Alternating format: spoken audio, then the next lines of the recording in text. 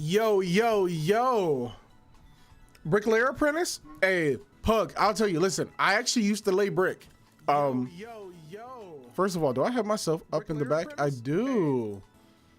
Do me a favor, if y'all are here, make sure you hit that like button. Let YouTube know that my content is worth watching if you out here chilling.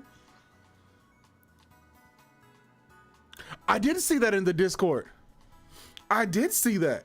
Oh, let me finish my thought. Pug, listen, I did it. And it is no joke. But listen, you will get in shape. If you're trying to get in shape and buffed out, big boy, I'm telling you, bro, you're gonna be out there like, because all you're doing, bro, you're just lifting heavy stuff all day long. But what's going on, all my beautiful people, everybody who is here chilling, you guys are amazing. Thank you for being here, guys. But I'm laying upside down, so does that mean I give you a... I mean... Listen, if you don't like the content, man, it's totally fine. I'm not even gonna cry over it. If you don't like it, that's totally fine. You can thumbs down it too. But all I want y'all to know is you're beautiful. Y'all are listen, you? Yeah, you. I know you said you need to get in shape, but you're beautiful, all right? You're handsome, all right? Now go out there, get yourself in shape, and you'll be even more handsome, all right? You got this. I believe in you. Yeah, I said it. Come here. Forehead kisses. Come on. Yo, that's not true. Hold on. Round is a shape. Yes, yes. True. Circle is a shape. So is rectangle, square. Let's go. We got 5. Let's go. 5 likes. You guys literally are killing it. All right. Listen, guys, if y'all don't know, we got Husky here in the back. Obviously, you know, when it comes down to YouTube, we got to be a little careful. So I'm just getting the stream all prepped and ready. I think we're ready to have a good one. Husky and I are going to do a race to see who can hatch a shiny first. He didn't say yes when I first, when I first asked him. So I'm just going to assume he meant yes. You know what I'm saying? Y'all feel me? If you're built like a trapezoid or triangle. Yo. Okay. So can we get some predictions in the chat? Yo, we're hatch a shiny. Yeah, that's gonna take ages. I know, but listen. Yes, but Husky, it doesn't start with what you've already got in your boxes. So you'd have to have them already, like we'd have to, basically start at the same time. Have them literally get in there, let them do their thing, you know what I'm saying? There's some of that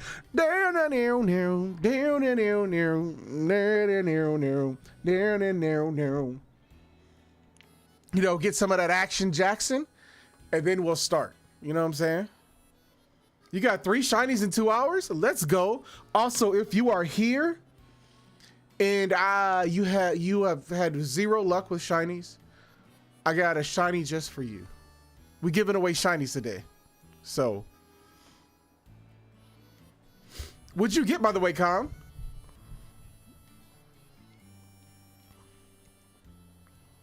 What'd y'all do?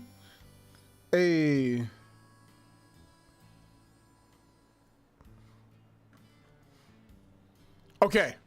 All right.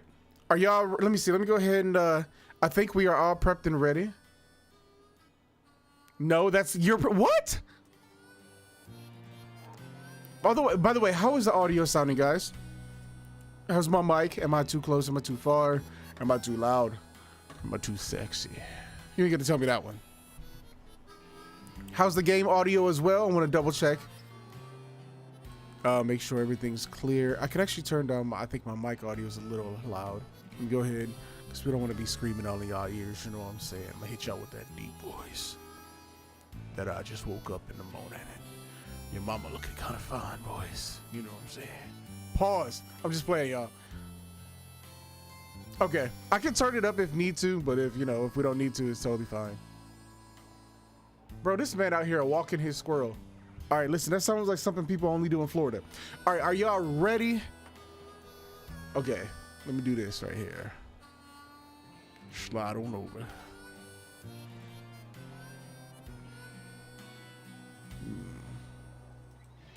Hello there. We got the man, the myth,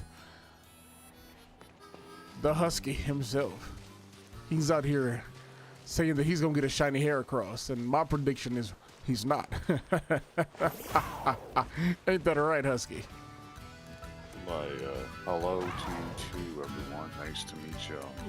Yeah, did y'all hear that? That's the sweet, sweet sounds of depression. Rocking your ears on one depressive thought at a time. Isn't that right, Lee? Oh, you wouldn't get that reference. I'm sorry. What's going on, sir? How you doing? Are you doing well today? Husky does sound dead inside, doesn't he? With all those eggs, I just got away because you said those don't count. Yeah, bro. Because it's just unfair. Because you could just hatch a bunch of them before I can even get them to, hit to the boom boom room. You know what I'm saying? You feel me? Only 19 eggs. Only. Y'all hear this? He said only 19 eggs, bro. Ditto been busting it down, bro. Sorry. 25. All right, chat. What starter? And still got to hatch and release them. Okay, here's a good question, chat. All of you beautiful people, I want to know what starter should we hunt for? Because I forgot that we do also have Cinderace and Charizard. I mean, and I think having any of those would be amazing.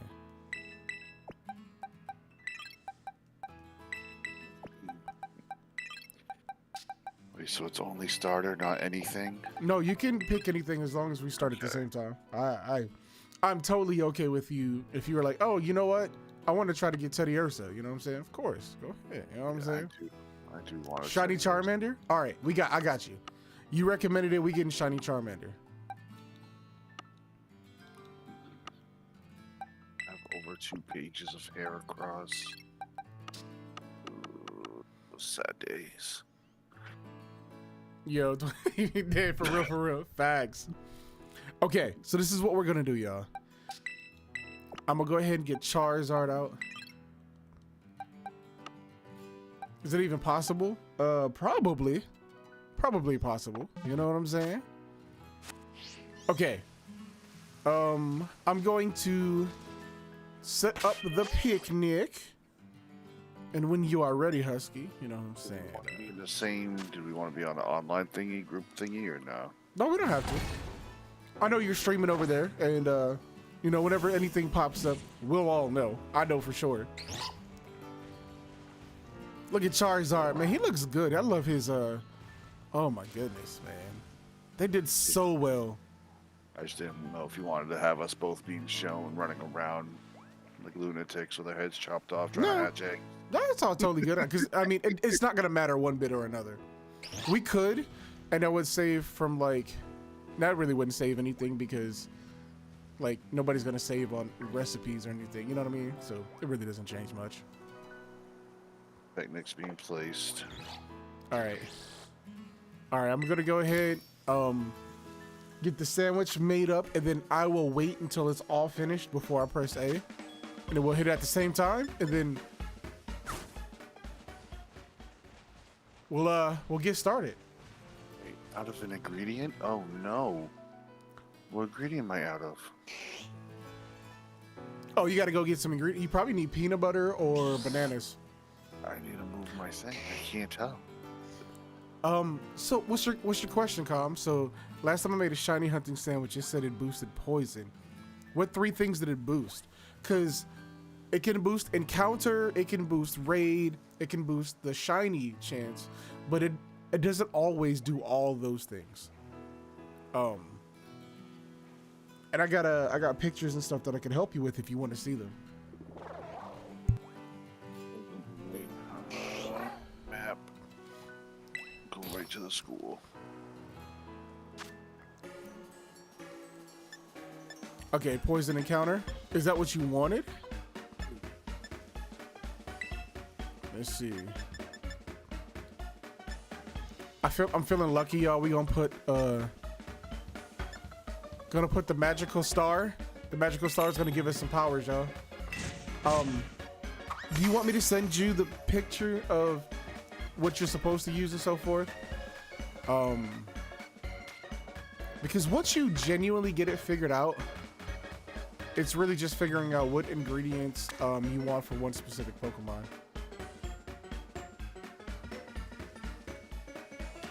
Okay, so the general one is gonna be, how do I say it? Because I don't remember which one.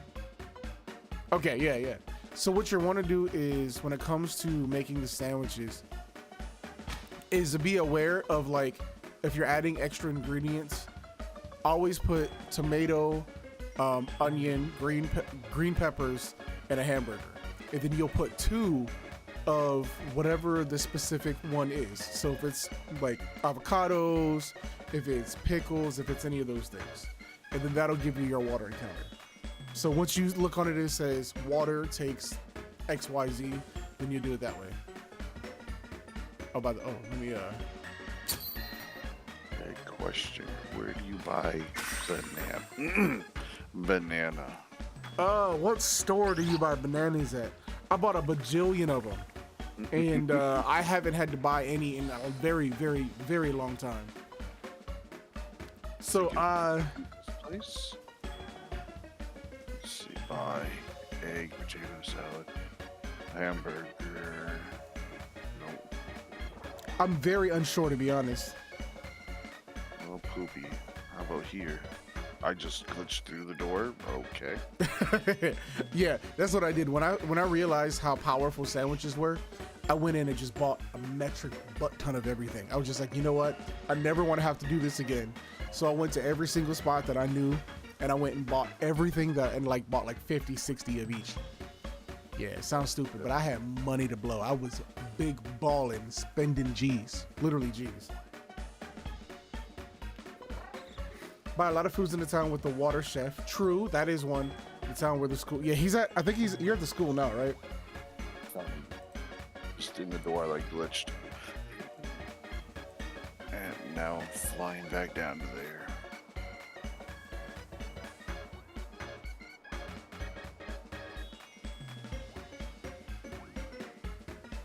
Don't. I want to thank Mint Sucked for loaning me the shiny Florin Ditto. Ooh, that's amazing. I'm glad. Yeah, because that's gonna be super helpful with lowering your odds. Also, you got any predictions? Any predictions on how many eggs it's gonna take before we get a shiny? I'm gonna say Hussey's gonna take 2,000 eggs. 2,000? I don't have enough ingredients for 2,000. I'm just trying to make it as big as possible, pause, so that it's easier for me to get one before you. You know what I'm saying? Mm-hmm. You feel me? Y'all feel me, right? Sure. There So you go. we're gonna get it quick. So we're gonna make it a heroic sword.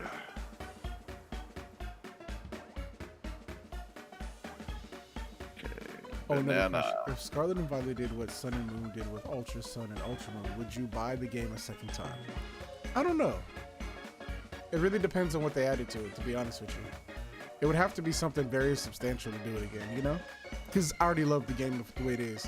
I mean, they'd have to do something super substantial. All right.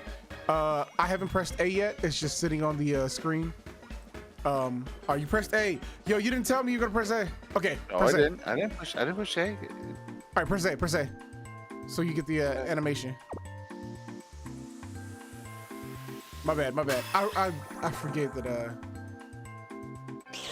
You're making me a sandwich? Yes, Abby. I am making you a delicious peanut butter and banana with butter sandwich.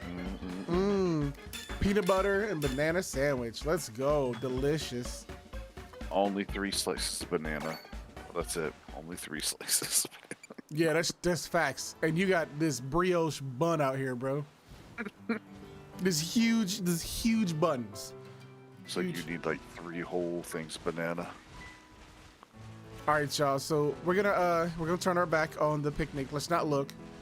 Hold on. Ditto and Charizard are having a little talk. We're just gonna look over here. All right. So yeah. So Com said his prediction: 50 eggs for me and 90 for Husky. You know what? That sounds like some good odds. I don't know. Charizard might take more while I'm just using a cloth. Maybe. Or I'm just, Yeah, you got that insane luck. First egg. Listen, Com, if I get a shiny Charmander in the first 50 eggs, I'm giving it to you. How about that? Yeah, I'm taking a big risk here. I don't even care. Let's do that. All right? You will get the shiny Charmander if I get in the first 50 eggs. Yeah, I said it. Oh, both Ditto and Charizard are both sleep next to each other. Oh, I see how it was.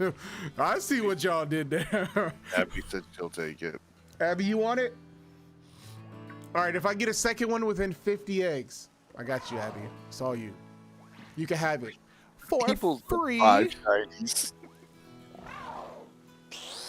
Right. I can't wait. Somebody's gonna jump in and be like, "Yo, can I get a free Charmander?" Like, yo, you'll be third in line. If there's a third shiny and 50 eggs, you'll get that. We're just giving. We'll just give them away. You know what I'm saying? If there's insane shiny luck tonight, I'll give them away. He says Husky can have it and name it after me. See, I don't know about that. I'm competing with him now. You know what I'm saying? Look. Let's go. You saved me time, Abby, from having to do it. Thank you. Thanks, Abby. Good job. Let me see. Peek inside the basket. Let's see. 1 egg, 2 eggs, 3 eggs, 4 eggs. There's only 4. All right.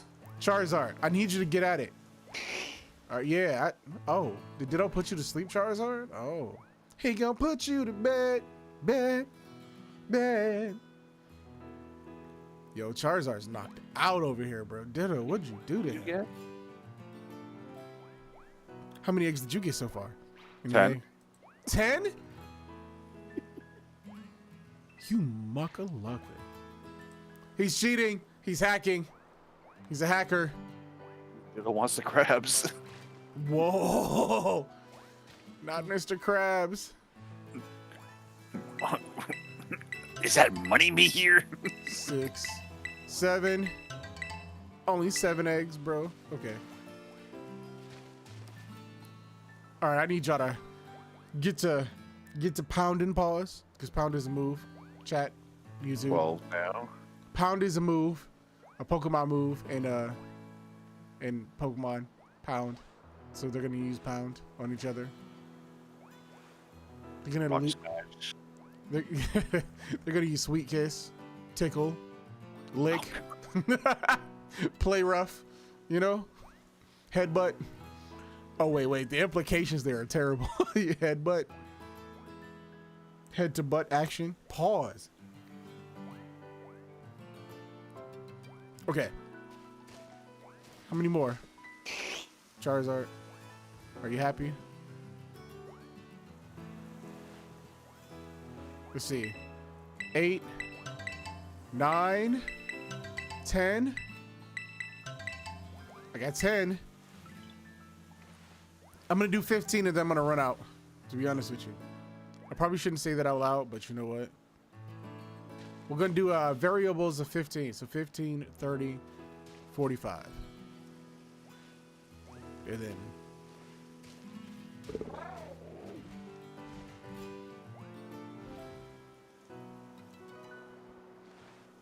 Well, I'm at 15 right now. nobody asked you. I gotta get 5 more, right? Is that what I said? Yeah, you're 10. Yeah, I gotta get 5 more. 5 more, baby. Oh no. My page moved. I don't know which ones are it.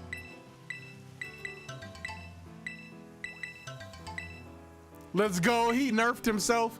Let's go. Now anything that he hatches that isn't cloth doesn't count. Let's go. No. Let's go. Cheater. Who's cheating?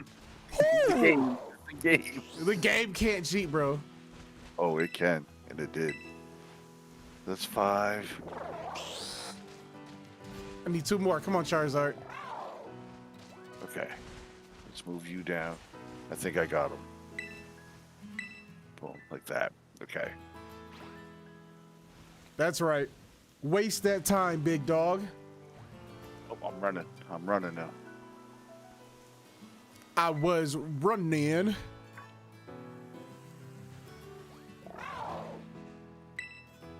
$14. I need 1 more. Come on. Come on, y'all. I might be dumb, Johnny, but I know what love is. I know what love is. So I It's- began running.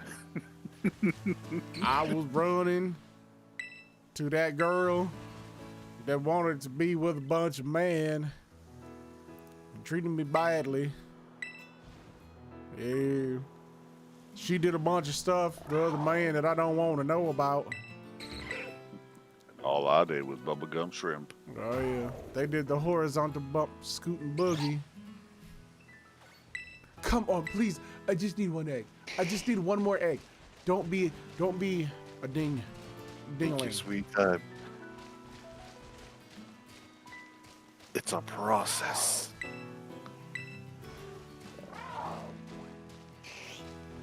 Love should not be rushed.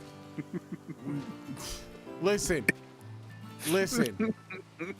You should be a 5-minute or less. No, please stop. Yo. If you ain't speed running your love making, I don't know what to tell you. How fast can you get it done and then go get yourself a sandwich? Bro. Trying to break a record out here. Come on, Hatch. Come on. We've been running. You know what? I'm done. I don't even care. 14. They're being buttholes right now. All right. There we go. First egg. He's already got a first hatch. Come on. Cloth. I love you. Be blue.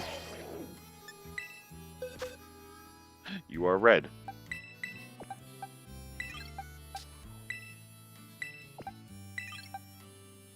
Come on.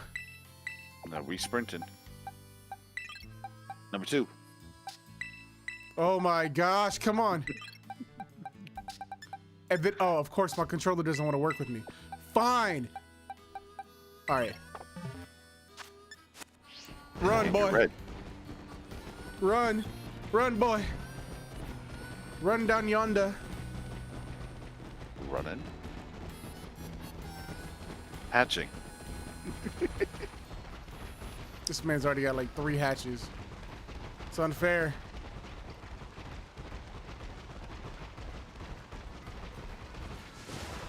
Come on, Charmanders. Not another red. Come on. Cloth. You're common.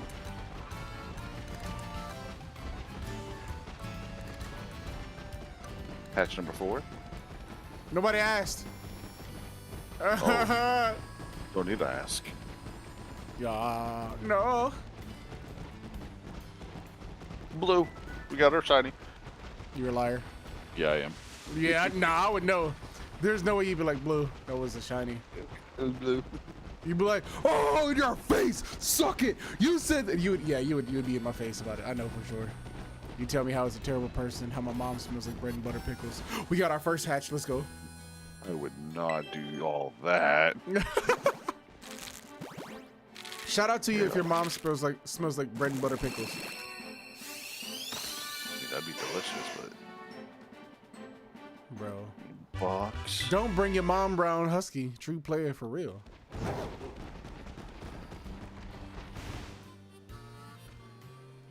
I don't even remember what a shiny Charmander looks like.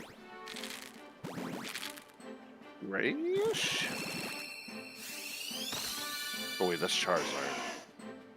Good question. Second round of 5. 4, I mean? 5? Yeah, 5.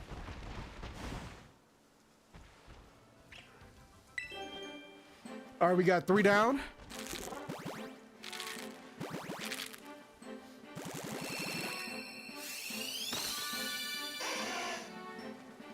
That's 3 Charmanders.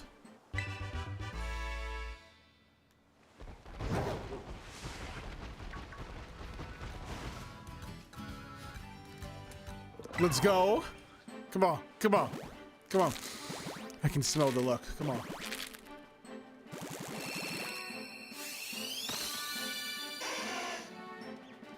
Shiny Charmander's more orange? Okay.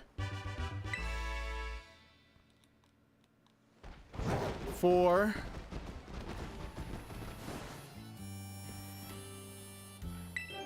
Let us go. Let us go.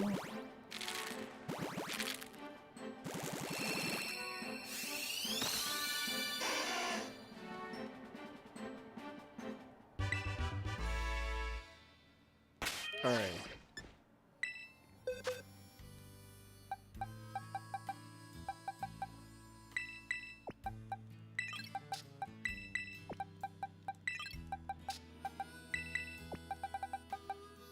All right. I haven't heard him say he's hatching anything else yet, so. Teacup. Gotta shake the eggs to make them hatch. Shake the mix. Watch yourself.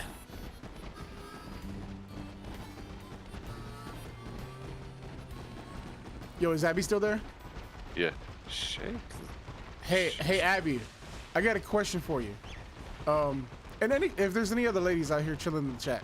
So I was actually at work today, work story, and I want to get your perspective on this. So some of the ladies were talking about things that there's been dudes that they've worked with have done that have been super creepy. If you were to tell men 5 things that they shouldn't do to not come off as creepy, what would they be? I just want to know. Meow. Oh, sorry. Go ahead.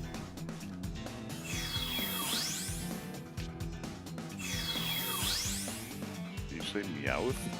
I ran into a Meowth that was a Ditto that tried to transform into me. Okay, that's hilarious.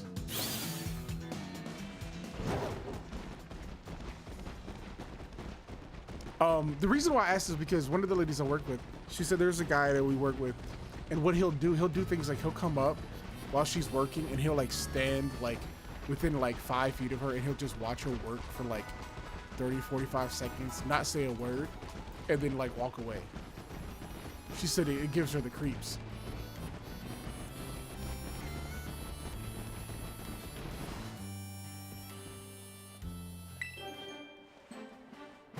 I'm just curious.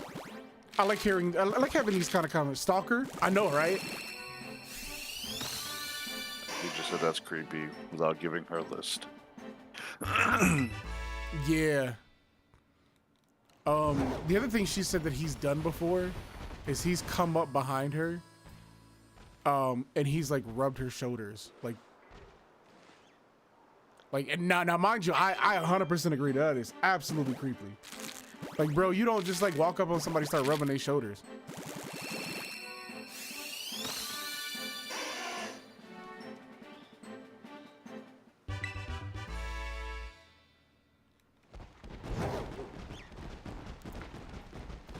Come on. Abby, I don't do that. What? Husky, you do that? No. Husky. No. Husky. Husky, No, are you the dude that walks up to girls and be like, yo, where my hug at? No. Don't be that guy. Don't be that guy. Definitely not. I'm definitely not. Hey, where my hug at, girl? Oh, it's nice to see you again. It's been a while. Is that a new perfume?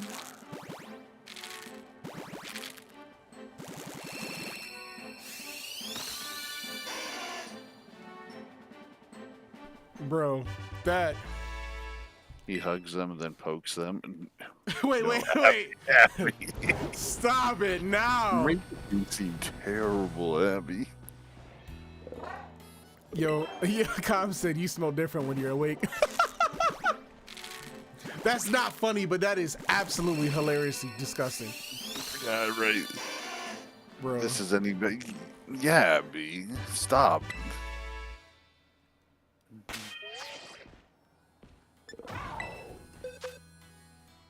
You haven't even given Sugar the list yet. I know. I want to hear it. Abby, tell us. She over here roasting me. Don't even know me, roasting me. Sheesh. Dang, bro. He gets all warm and fuzzy inside. Wait, what? Whoa. I would say one of the things that she had talked about was like and Abby, tell me your thoughts on this one. I want to hear it from your perspective. If like if a dude's trying to have a conversation with you and like he's just dragging it on, is that creepy or is that just like someone who just doesn't have social awareness? Because I've seen dudes do that.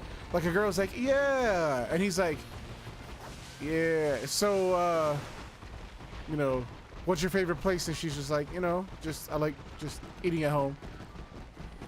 And he's like, yeah, I like to go here. And she's just like, clearly doesn't want to talk anymore. Is that considered creepy?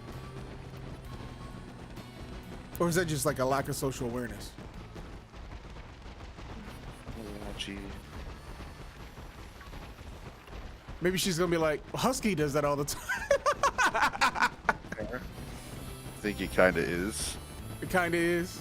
Oh, that was a hair cross egg. No. Yo, let's go. He's picking the wrong eggs, boys. We got him. Ladies and gentlemen, we got him. Ladies and gentlemen, we got him. So that means there's still one more cloth egg in my box somewhere.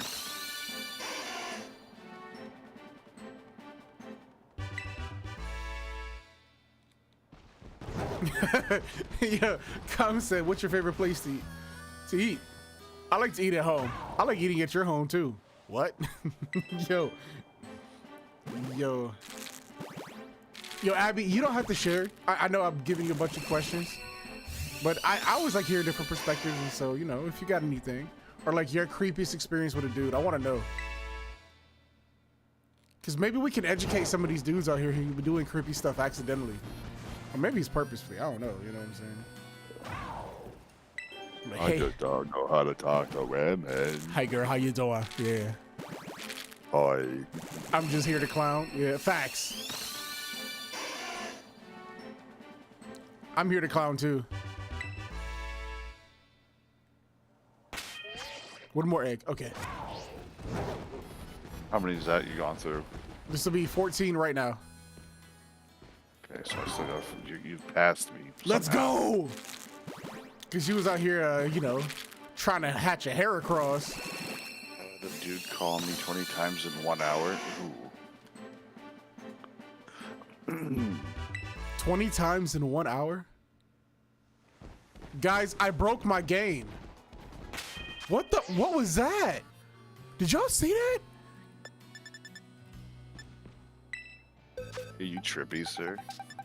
No, I'm telling you, I literally just broke the game. No, I saw the screen. That's why I say you. Are you trippy? Bro. She had a dude call her 20 times in 1 hour? Like, did you just meet the dude? He said we were going to get married and that my animals were our kids. Bro, that is so effing weird. Oh. Bro, oh. Your babies are my babies now. Like, what? How dare you talk about your husband like that, Abby?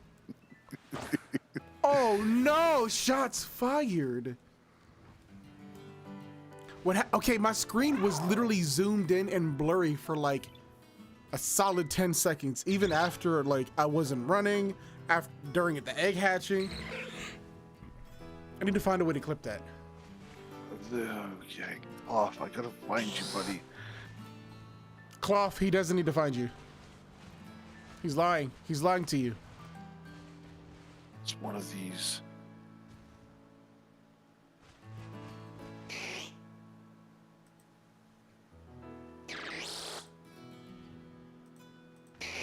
He's lying to you. Ooh. Oh. Excuse me, lady.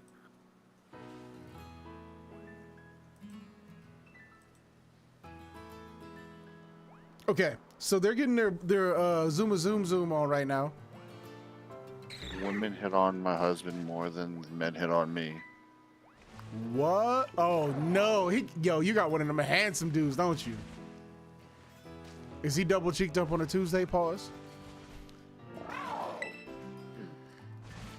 1, 2, 3. Okay, 3 eggs. All right, I need to get 16 eggs this time. And I got plenty of time. You know, because Husky's out here struggling. He's on the struggle bus. I messed up. Let's go. He is really handsome. Yeah. What do you think? Okay, or Abby, do you think it's tougher for a man who has a beautiful wife, like an absolute, like his wife is definitely like just way hotter than he is, or is it harder for a wife with an absolutely gorgeous husband? What do you think? Who do you think is harder for? Pause. Or more difficult? Let me not say harder. Pause. Abby, I'm sorry if I'm getting you involved in all these conversations, but you know. That was not a cloth. That was a hair across. Let's go. I got 5 more eggs. Charizard out here is giving that work.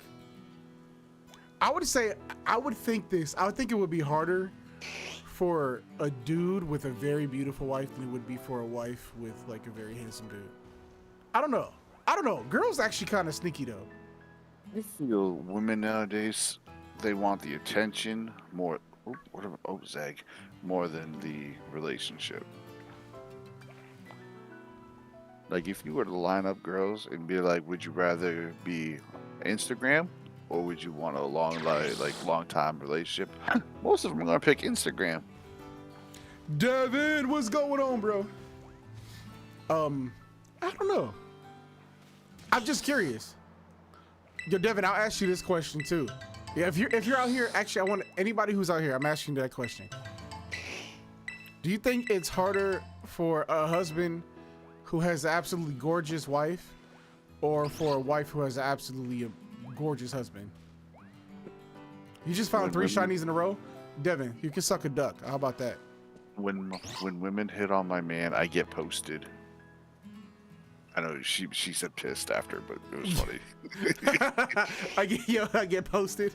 Yo, I don't blame you though, Abby. I mean, like, okay, so if you have a significant other that's like absolutely fine and people are absolutely hitting on them all the time, I'd probably be pissed too, bro. I'd be fighting dudes left and right. Actually, I don't know if I would. Nobody said anything about women being property, Devin. What you mean by that?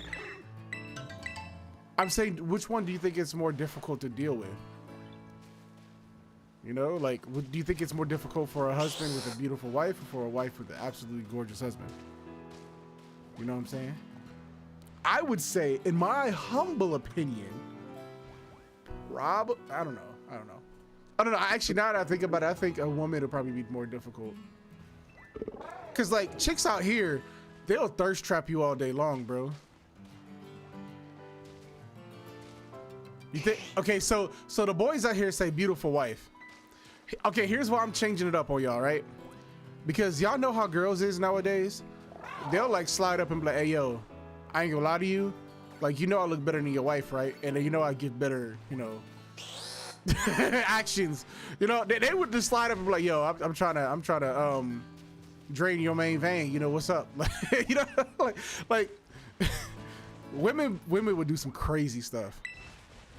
None of those were cloth. Yo, let's go. Oh no, that means But do they though? Probably. I'm just gonna make another sandwich. Yeah.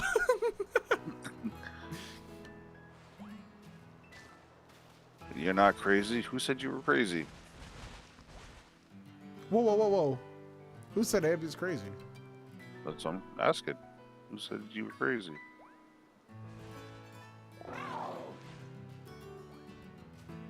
Hey boo, I'm 18, hit me up. Yo, crazy. That is wild.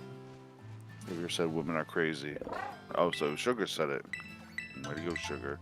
Oh wow, why did you take the literally long paragraph of a sentence or paragraph that I just exposed to women are crazy? That's crazy. Now that is crazy.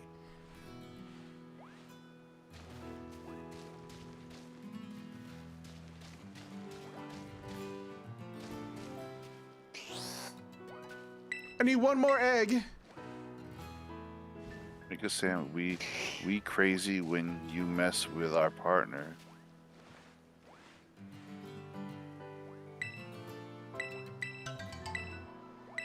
True. Come here, banana. Get on my bun. Come here, Pause? banana. Get on my bun. No, I'm getting a sandwich.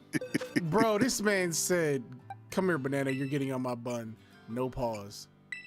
Well, you gotta get back to work. All right, Abby, have fun at work. We'll be here talking about random stuff. Yo, listen, as a streamer, you gotta learn to do more than just sit here and not talk about. Oh, come here, egg, you piece of doo-doo butter. There we go. Talking about your buns. Hey, I got buns. It's okay. I got a shiny dash bun. I saw you got that. I was kind of disappointed. Yeah, it's a little disappointing. If partners would be like, bro, I don't even know how to. Okay, but not. In all seriousness, though, when it comes down to relationships, it's very interesting. You know, some of the things, and I always like discussing some of these things just offhand, off the whim, because you know you just don't know what people may think about situations. You know. Well, my two mods do their business. I'm gonna use the restroom. Yeah. What would a shiny be? That shiny would be an albino, bro. What you mean? Or a shiny would be like that one chick from a small town, that like you know when you were in high school, everybody thought was like, very, very unattractive, and then she like grew up and was like a model.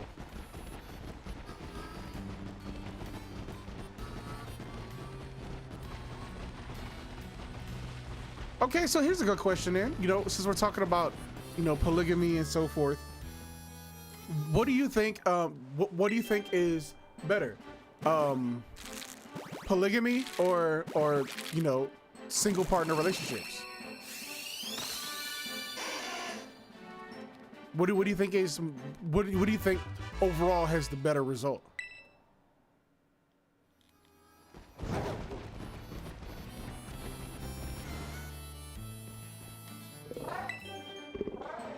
If you are in here chat chilling and you want to please chime in, please do. I want to know. Do you think polygamy is better? Do you think that single partner relationships are better? And why? I'm curious.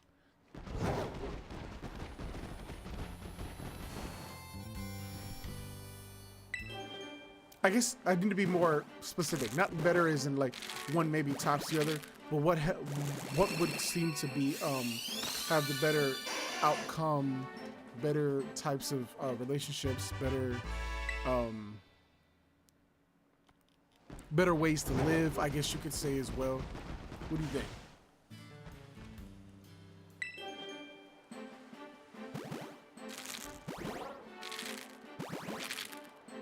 I was muted. Who be topping who? Who be topping who? Topping who? What? Nobody came back. Who would be better topping? I said nothing about topping. Literally, I said typically Khan brought up polygamy. So I was asking, you know, in chat, what do you guys think it would be the better outcome, polygamy or single partner relationships? Single. I don't need to mess around. Do you think people in the West?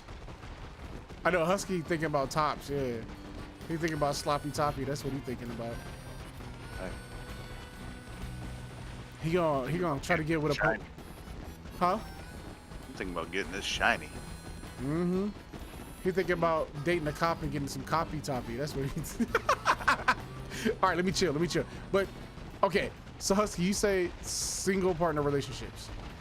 Why would you say that that has the better outcome? Sooner or later, someone's gonna feel a certain way if you have multiple.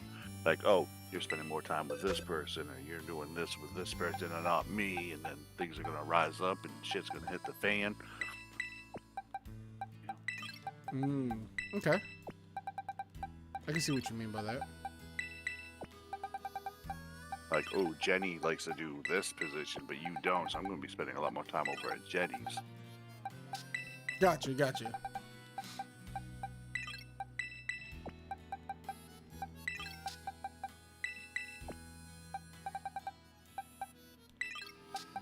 I think overall single partner relationships has the potential for better results because as humans we tend to get jealous of other partners and our emotions don't typically get attached to multiple people. Okay, so do you think that's rooted in insecurity? Do you think that we tend to want single partner relationships because we'd be insecure if the person we were with chooses to be with another person? Like okay, so let's say would you consider it the same type of thing with a best friend? Like they have a male best friend. You know, would you say being jealous of that person or of that situation is the primary reason why? And then if that's the case, is that healthy for relationships to be jealous? What you think, Husky? What? I realize you just kind of ignore half of everything. And... No, I'm eating blueberries. They're delicious. Oh. Very good. So I was asking you, said, so when it comes to, you know, the differences between, you know, single partner relationships and polygamy, Khan brought up, well, you know, you got to think about, you know, people's emotions and jealousy. So, well, if that's the case, then do you consider that insecurity? Because then that's a negative aspect, technically speaking, to be insecure in a relationship. So do you think that being jealous of your partner being with someone else is insecurity? Yeah. So then do you think that if you weren't insecure, that you'd be okay with it? Well, then I'm still a one-woman man, so if I was okay with it or not, I ain't doing it. There's a lot to be said on that topic. I mean, the reason why I'm not picking a side, but I'm just asking questions because there's a lot to say. Like, okay, what is rooted in? Do you think that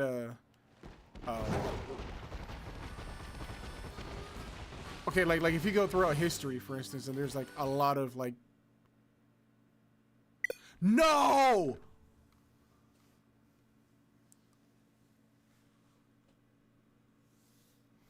My game just crashed, bro. Yay.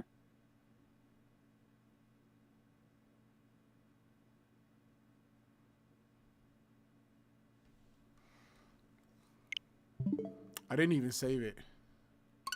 Ow.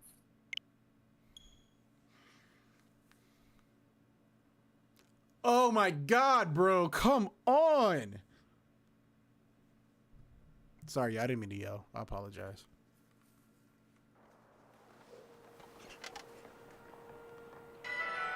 I didn't. Yeah, but there's a bunch of eggs. One of them could have possibly been. But I guess it doesn't really matter right now, does it?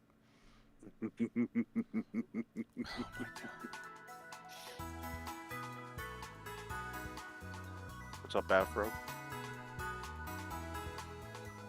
Afro would be such a great person to have this conversation with.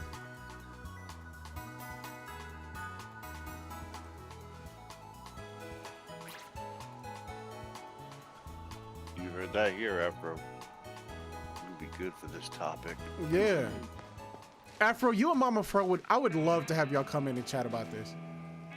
You guys are literally amazing. and I would love to hear the guys' perspective. Yep. Grab your headset. Hop in the Discord. Let's go. Cooking. What are y'all talking about? Relationships. Slopic topic. Oh my god, bro. To me, blueberries are like Pringles. You can't once you have one, you can't just have one or wherever that little slogan is. Once you pop, you just can't stop. Pause. If you want to take it that way. I just had to say it.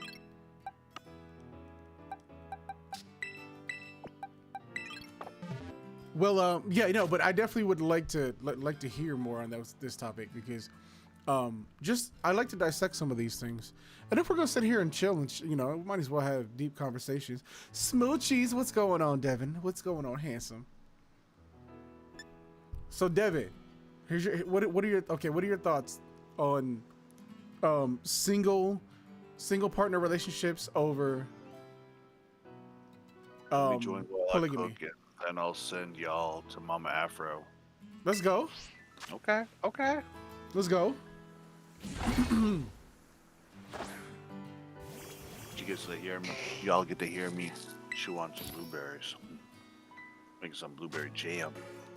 Pause. Why did you pause that? Because I was thinking in my mouth blueberry jam. I mean, I don't know where the. I'm trying to figure it out. Where's the pause at? Unless you're like, please jam your blueberries, and then it's like, wait, hold on. Pause. Then you pause, okay? Guys, y'all ready for the greatest peanut butter and banana sandwich you've ever seen in your entire life? Look at that. All the bananas at one side. Let's go. Does that mean I'm in the lead right now? I mean, I don't know. That's literally something I can't control. It really is a race just to see who can. I don't know how many eggs actually hatched. 3. Hey, bro. Afro. What's going on, bro? What you cooking? Some grilled cheese for Mama. Hey. He said, I'm making that simple grilled cheese. That's how she likes it. Hey. You two need to wake up and start making love again. Wake up and start making love again? Wait, what?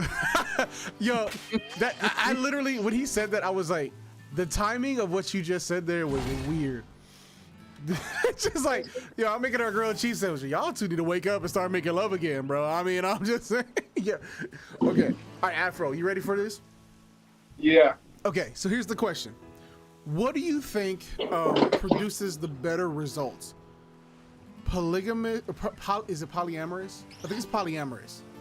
Polyamorous relationships are single partner relationships. And, you know, and by better, I mean like better results as far as like relationships go, as far as longevity, as far as blah, blah, blah. And why? If we're talking about just, like, which one's better just by itself, not talking about the people, I would say it's a single partner relationship. Okay. You want to elaborate? Because in the polys, they generally lead to a lot of jealousy and a lot of stuff that others hate. Right. So going down that, I want to follow that line of logic because Com said the same thing. All right. So would you consider jealousy and insecurity?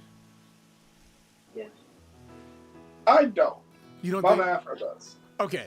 Oh, so y'all split here. Yeah. Now we got to get into some because. All right. So like, if you're jealous can be. You can be. Is there a good jealousy? I think there's a sense of a good jealousy, if handled There's correctly. levels to jealousy. But there's also very bad. I think most jealousy tends to be negative, right? Yeah. There's a healthy amount of jealousy you can have. Yeah, there's healthy jealousy. Yeah, for sure. You know what I'm saying? But there's also I think most people tend to steer towards probably the unhealthy side of jealousy. Just generally. Yeah. So, then the reason why I'm asking that, okay, so if you look at polyamorous relationships, and this is just me just following a trail of thought. So I'm not on either side or the other in this current moment. I'm just having discussion, just for clarity's sake. So if you look at polyamorous relationships and go, well, I don't think it would work simply because there would be a lot of jealousy and feelings involved in the jealous aspect.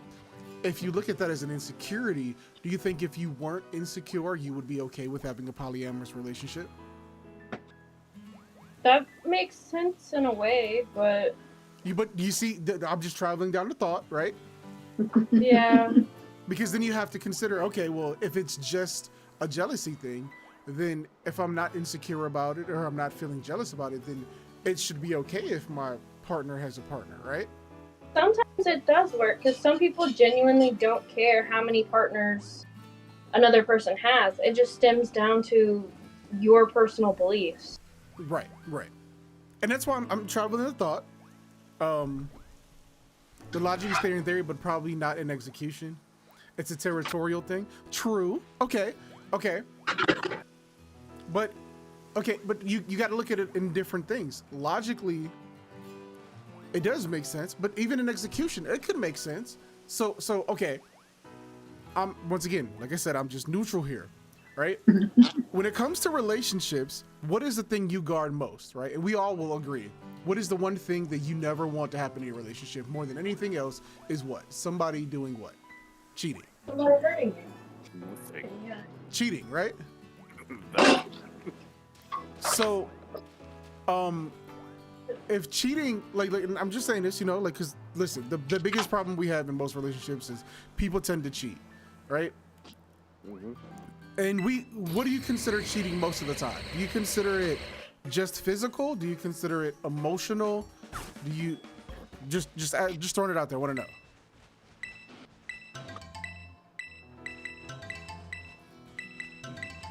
I don't know. Because when I hear cheating, it's like it's like what's happening?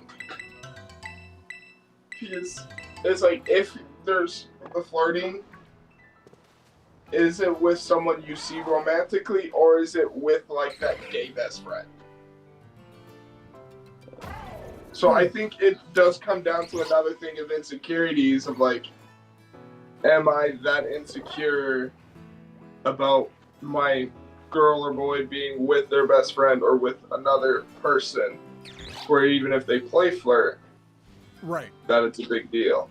And see that's why it always goes back to like, well, if you didn't feel that way, like if you were okay completely, like I trust my partner, doesn't matter, like, whatever, like if they choose to, sleep with this person, it doesn't change our relationship, then you gotta travel down some of these roads of like, okay, if it's just this, and you can simplify, but I don't think it's that simple. I'm gonna inject that I don't think it's as simple as just getting rid of insecurity. No. Just so y'all know, all right? But I want to travel down some of these roads of thought because, okay, if indeed it's just a feeling thing and you're able to overcome those feelings, then you could say possibly polyamorous relationships could probably be better for this reason. But then you also got to consider, like in a relationship, like let's say I know people who are in polyamorous relationships, right? Yo, Devin's like, I need to speak. Okay, yo, we're getting a hot topic today. Y'all ready for a hot topic 101? But okay, so I can see there's a lot of positives. There's a lot of things that we've studied, I think, on both ends. So like historically speaking, I think the world was more polyamorous, right, than it was single relationship. Would you? Correct. Okay. So then I guess the question would be then, do you think that negatively or positively affected the way that the way that we look at relationships from a historical point of view? I think it honestly negatively. Okay. Not because like it was a bad thing. I think people just did it in general. It's like they made it look like a bad thing. It's like, hey, they have more than one person, so this must be a terrible thing. And at some point, it became such a trend of like, it must be a one-on-one. that you couldn't even have the conversation about bringing in someone else.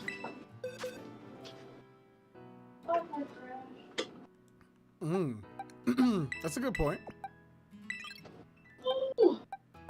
Devin said single relationships weren't truly common until around the 1900s. I would agree. I think that like the majority of the world, since we can remember, would you consider what polyamorous, correct? Yeah. From an emotional or like financial or any point, you could go down the list. Anything that your thought comes to mind. What do you think that single partner relationships are more healthy in some of those areas when it comes to emotional health, financial health, and so forth? It all stems from the person, in my opinion. It all depends on the person. Because some people can thrive in those relationships and some people can't. Do you think more people in the West would choose a single partner over polyamorous partner in 2023? Hopefully. I didn't understand the question. Basically, do you think that people are still more people are leaning towards still being in single partner relationships over multi-partner relationships? I don't know. I honestly, I think yes, just because people see it as politically correct or it's the right way to be. You know how like a lot of things like we gotta separate church from state and everything. I think it falls back onto that as like, why are so many people seeing it as this has to be the one path where it has to be just one person with another person or just one man with one woman is when it doesn't. Ooh. See, because that's a contentious. So Devin said no. Devin said he doesn't think that people are leaning towards single partner relationships. They're leaning probably towards more poly. So okay, all right. Here's a good question. All right, and I'm gonna throw some. We're talking about this. So, do you think? Let's use a real life example. Let's say Bill Clinton was in a polyamorous relationship, and Monica was, she was doing her thing under the desk. Do you think he'd have got as much backlash if he was actually in a polyamorous relationship? No, he wouldn't have. Yes. I don't think he would have. Oh. I don't think he would have got as much backlash. Would he have gotten backlash? Yes. But not as much as he got.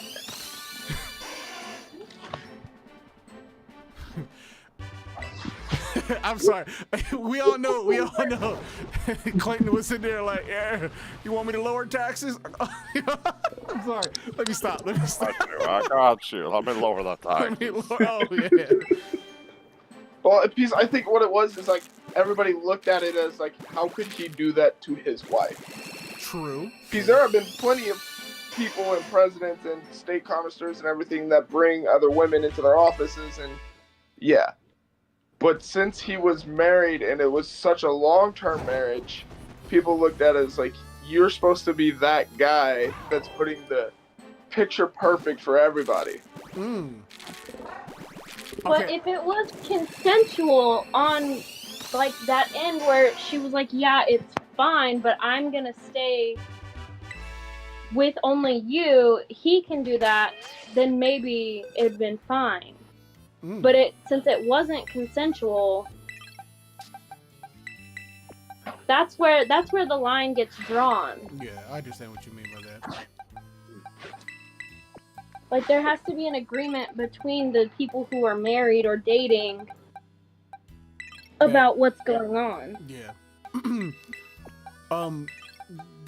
So Devin said he has money, so it doesn't matter either way. All right, so do you think then, Devin, and I'll actually ask this to everybody, do you think that people who are on the higher end of the socioeconomical scale tend to have more partners or people on the lower end? Like, to be more polyamorous? Okay. I was going to say, are we talking about romantical partners or just like basically being polyamorous. Okay. I would say no. Okay, so basically you would say that people who have more status, more power, more money don't tend to have as many, don't tend to be more polyamorous than those who with lower income and so Yeah. forth. Okay. No. Ooh. Or we just want to get it.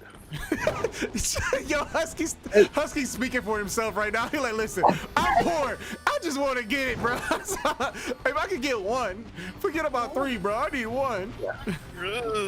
But I also think poor people are generally more open-minded about it. And when you also look at it, if it's another adult that's working, that brings in an extra check. Yeah. Oh, okay. Yeah, we're talking about the money. Okay. Oh, no, yo, we're getting okay. All right, Devin he's pretty hyped in the chat right now. Husky, are you okay with Devin joining and participating? If it was about the money and the other person was working, I'd be like all for it. But not in like a sexual way.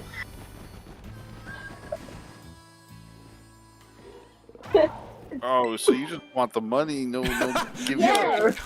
So what you're saying is you wouldn't mind having another person in the house like doing the dishes, taking out trash, paying some bills, where they get no snoo, huh? Yes, exactly. Yo, Mama Fro, yo, she like, yo, you can have a lot of things, but that's the one thing you can't. Okay, so then it's basically about the sex then, right?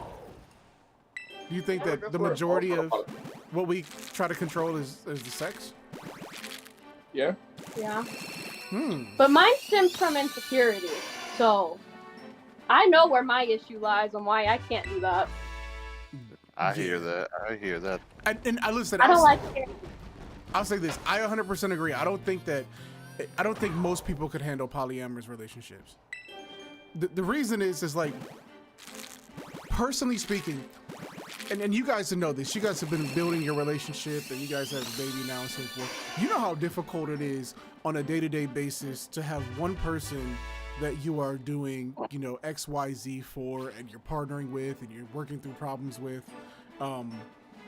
so on and so forth. I can only imagine if you had a third person, the complexity just multiplies by probably like 10, because you're talking about how that person's, how they connect with both partners and how they relate with both partners, who does what and how this works, and if somebody feels a certain way. Yeah. I mean, it's kind of like now, the baby only wants me most of the time. Yeah. And it's hard because I want to be by myself, but he wants me, doesn't want Afro, so it's like, I get it. But in a relationship-wise. Ooh. So Devin asked, why use past insecurities on a new relationship? That's a good question. Ooh. I don't know. Trauma. Honestly. I'm a bad person for this question. I leave the past in the past. What do you think, Husky? I mean, a lot of people do try to leave in the past, but then there's just those trigger words or trigger actions that somebody might do that'll bring it back up. Okay. So then here's the question. All right, and this is a tough one. All right. I'm sorry about this one, but y'all. So then, if you think you were healed, do you think you personally could watch your partner do any of the XYZ things that you would call forbidden in a typical standard relationship with another person? No. Better leave my ass. Maybe. You think about doing that? Nope. What'd you say, Husky? I said you better be packing your shit and leaving my ass before you do that. Okay. So Devin, all right, Devin, would you be okay with allowing another man in your relationship? What about you, Afro? No. What about a woman? No. Neither. Okay, so you're gonna remain consistent. All right, I can respect that. I'm a very one-on-one person. All right, so we got consistency. All right, Husky, what about you? I'm pretty straightforward. I'm a one person. So you wouldn't be okay with adding another woman to your relationship? Right. Okay. Devin, what about you? Would you be okay with another man or another woman? And if those are inconsistent, why? What about you? Huh? It all stems down to what's being benefited in the relationship. No, wait, answer the question. I said my answer. She said maybe. So then, Mama Fro, okay, I know I'm putting you on the spot. Would it be? Yo, I hate you, Devin. Yo, he said he pays my mortgage. Right? Yo, Devin's like, yo, I mean, it's cool. Listen, you paying the mortgage? Yo, what's up, big bro? Yo, Devin's a fool. Devin is a fool. Yo, I love you, bro. Oh, you need the house Monday night? No problem. Paying the mortgage. Yo, you paying the mortgage? All right, cool, big dog. Yo. Unless it's on YouTube. I would be open to it. Would you? So would it be on both sides or just one side? Would it be both a man and a woman, or just a man or just a woman? I'd be open to either. Mm. He's on YouTube. But it depends on like what they're bringing into the relationship. True. My egg patching. True. I agree with that. I think that there's definitely there's a lot that you actually have to work out. Devin, I hate you. I hate you so much. He said stay a little later at work. I got you. Yo, Devin does not care. Hey, yo, you know, I respect it though.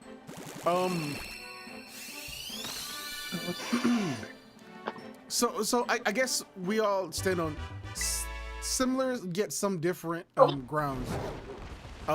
So like, do you think that emotionally that it's healthier to be in single partner or polyamorous? Single. Like single? I feel like this one. Baby Fro, he's like, Baby Fro was like single, baby. Yeah. Would you say Husky? I'm sorry. I was just making fun of Baby Afro. Oh yeah, Baby Fro. He was like single. I'll give perspective. All right. I'm more in agreement with Husky and Afro, of course. Like, I'm more of a single person. Like, and you can say, you know, I won't say that it's just insecurity. But I don't know, man. I don't know if I could ever walk in and like the girl that I'm like with, she's getting like her doonies beat down by the next dude. I'm out here like, all right, I'm gonna go make macaroni cheese while I hear macaroni cheese being made. You feel me? I just, like, I don't know if I could handle that well enough. You know what I'm saying? Like, I'm just being honest. You know what I mean? Because like for dudes, like it can be competitive, but once again, it depends on the dude. You know what I'm saying? Like if like we let in like Mr. Mandingo in here, bro, I'm gonna feel a little some type of way. You know what I'm saying? Yeah, it all just stems down to how you feel about it. Which I agree. I wouldn't say, I don't know. Do you think that like because it's been more common, do you think that relationships of single partner relationships are more of a religious thing, more of a political thing, or do you think it's more of a, do you think it's societal, or do you think that it's more of a choice? Single relationships. Oh, my bad. Hello, beautiful people. Anyways, single relationships are a society. Fighting yourself. Oh, yeah, you right. My bad. I'll leave.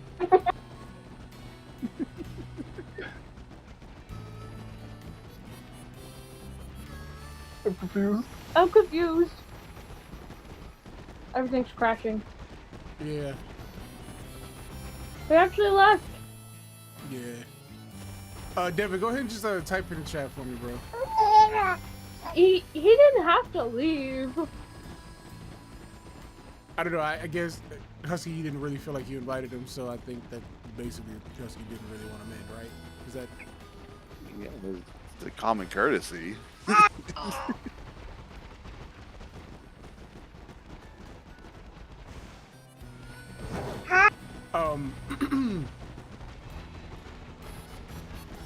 So what do you guys think?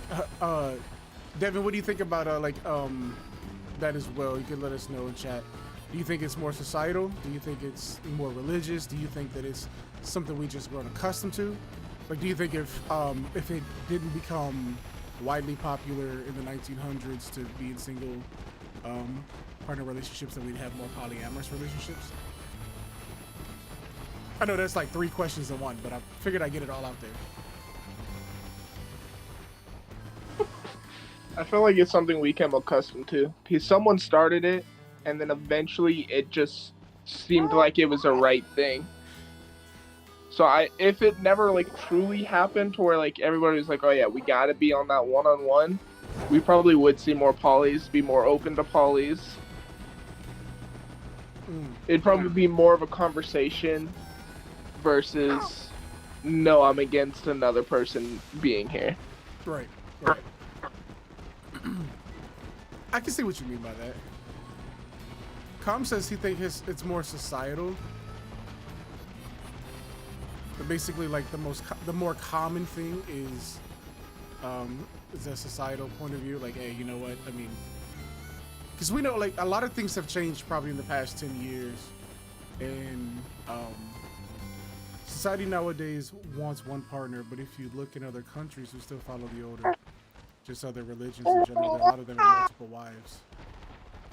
It's societal in America. Do y'all agree with that? You think it's societal in America? I can agree with that. I want to jump on that bandwagon.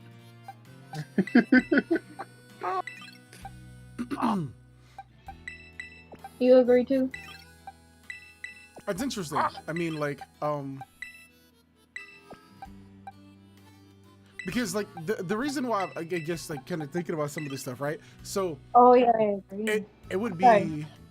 absolutely, I think it would be dumb that if you're like, yo, I want a polyamorous relationship, but only under condition X, right? Like you only got to bring in a baddie with a fatty. You know what I'm saying? Like that seems like more selfishness than it would actually be polyamorous. And so then you have to go through all the different emotions that you have to deal with when it comes to polyamory. Do you think when it comes to like marriage, polyamory benefits it or not? You guys are married, so I'm asking you guys specifically. So don't feel like I'm putting you on the spot, but I'm kind of putting you on the spot. I have no clue. No, I mean, but you know, I'm just because you know, like obviously you know what marriage is like with a single partner. So I'm just like, okay, maybe you got some ideas, or like, you know, like, do you think that like, if we had another person here, maybe it'd be easier for Mama Fro to, you know, do X, Y, Z. You get what I'm saying? It makes sense, but it comes down to it, like, I don't think us personally, we could let someone else come into the relationship, but I could see other relationships working that way. Sorry for the baby. No, don't apologize. We love our baby Fro, so it's all good. Let him talk. He's like, yo, I got something to say about this. I don't know nothing about relationships, but I'm gonna tell you, I got one mama. Let him know, baby Afro. No, so Devin said, my woman has to bring her home. Okay. Baby Fro is too cute, man. He's gonna be a giant boy. Now, what if you have kids? How would that? Yeah. So yeah. Okay. Well, yeah, that's a good question. If you're in a polyamorous relationship and one of them gets pregnant, like, you know, do you think that there's jealousy that can arise from that? Do you think that you could actually raise it? Like, oh, that's a good question. Do you think you can raise a baby healthily in a polyamorous relationship? No. Oh. I think if you adopted an older child, yes. But as like having a child and seeing how much it connects to one person and how emotions run and everything when you have that baby, no. Mm. Oh, so we got hard nose. What do y'all think in chat? Do y'all think that you can? Because okay, so we know a lot about statistics when it comes to at least anywhere from single parent households to both parents being in the household. I don't think we have any research when it comes to polyamorous families, as far as I know. Now, I haven't done like extensive research, but it would be interesting to see. Devin, shut up. Yo, okay, so Devin says he thinks it plays on the parents. Devin said I had 24 stepdads and 3 stepmoms. Bro, I hope you're trolling, because if you're not and I'm laughing about that, bro, I'm gonna feel so bad. But that sounds hilarious, bro. Like stepdad number 12, come on in. You know?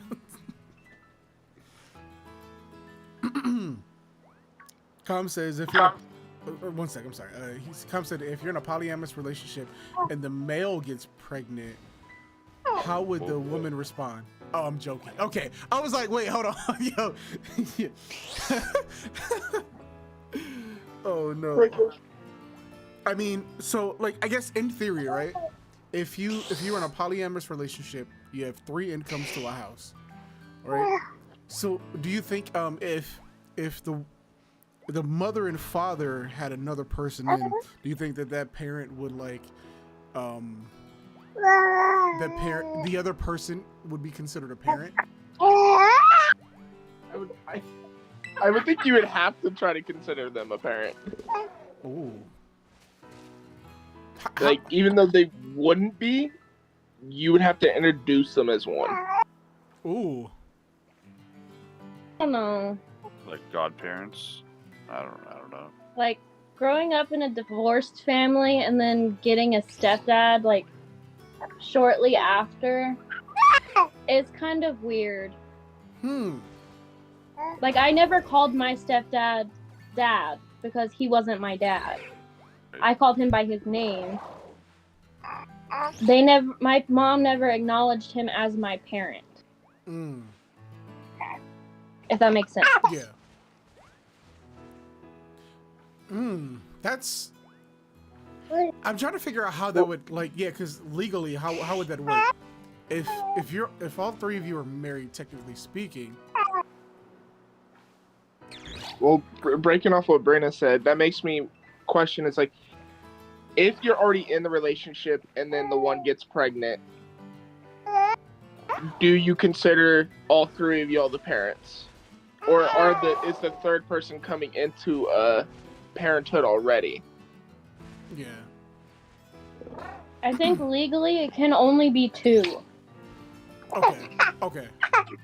Yeah, I think that's it, because they only have mother and father for when you send the birth certificate, correct? Yeah. So legally speaking, you only have 2 parents, which I get that makes sense biologically. Do you go ahead, Afro? Let him know, little big fro. 3rd person has no part legally of the child. It can be a godparent, no more. Okay. Wow. So then you're finding yourself in different situations where polyamory can have major complications. Somebody just joined my chat. Scarla, legally speaking, can you even be married to 2 people at the same time? Yes. Actually, I think in some states they have legally allowed that.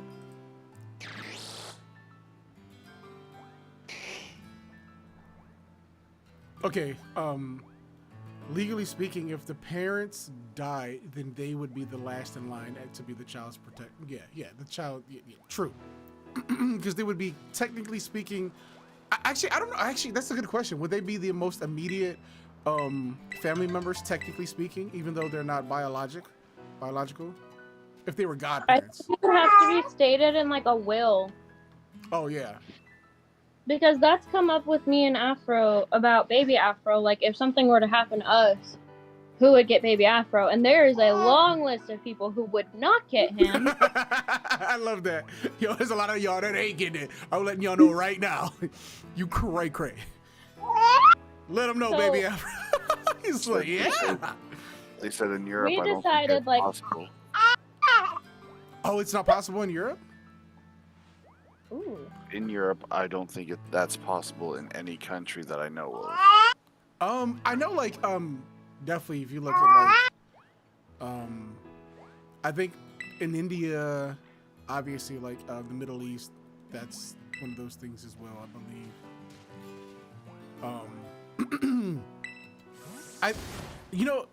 Can somebody look it up? Would somebody be willing to take a chance to see, if you can? I'm on it. Yeah, thank you. Because I don't want to misspeak, but I think this is an interesting conversation to have. It legal to marry more than one person? They prohibit by invalidating marriages involving more than 2 spouses. So is there anywhere in the United States that it is legal? I thought that there was. Because I've It heard says all U.S. jurisdictions prohibit it. all U.S. Your search history from getting weirder. Listen.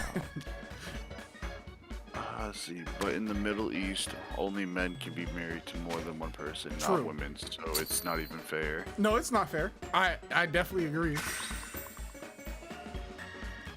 I guess, like, I mean, like what Com said earlier, he said, I don't think I could handle 2 women. I'm like, I don't blame you, bro. No offense, ladies. No offense. That's a lot of emotional, like things you got to work through on different places. And yo, y'all know this. All right, I'm gonna just say this. Every woman knows this. You get a bunch of ladies around each other and their periods sync up like they like Take 2 weeks off every month. Yeah. June 10th hit everybody on their period, bro. I am disappearing, going fishing. Yeah. So okay. So then, now that I'm glad that who was that brought that up? Scarlatti. Scarlet. Yeah. Scarlatti. What do you want to be called Scarlet, Scarlatti? Like what how do you want us to say it? I want to be respectful. Yo, I appreciate you, Devin. So do you think that polyamory benefits one sex over the other? Do you want really? It's just a silly nickname. Alright. Scar it is.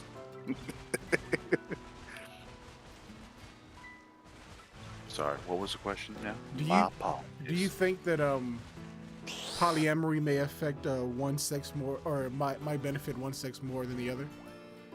Depends on what they're looking for. Like, if it's a guy who only wants just women, then yeah, it's going to benefit him. He's going to have a field day.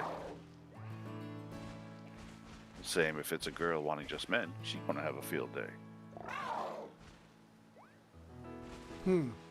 So it just depends on who's picking who. And It also depends on like what they want the partner for. True. So like for a sexual partner, it may depend, but like for like a non-sexual partner, it would be great to have another woman around the house to clean, to cook, to help take care of the baby. But I wouldn't want that sexual aspect. So it just depends. Yeah. So really, you would say it really depends on the needs. Yeah. isn't that just a maid? Yo, true. Well, yeah. True. Listen. I mean, there's other relationships, not just sexual ones. You ain't getting paid, clean my house. Listen. I provide a bed for you, but you ain't getting no snoo. All right, just want you to know this right now. Did it need to be in a relationship? I mean, I guess if you're looking at the polyamorous point, then yeah, probably.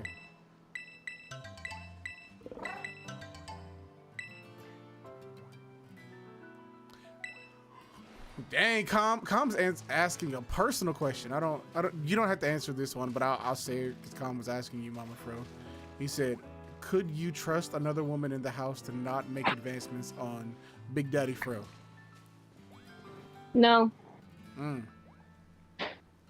So then Not unless go ahead. it was somebody I already knew, and like somebody I already knew before I knew Afro, or before me and Afro got together, then maybe.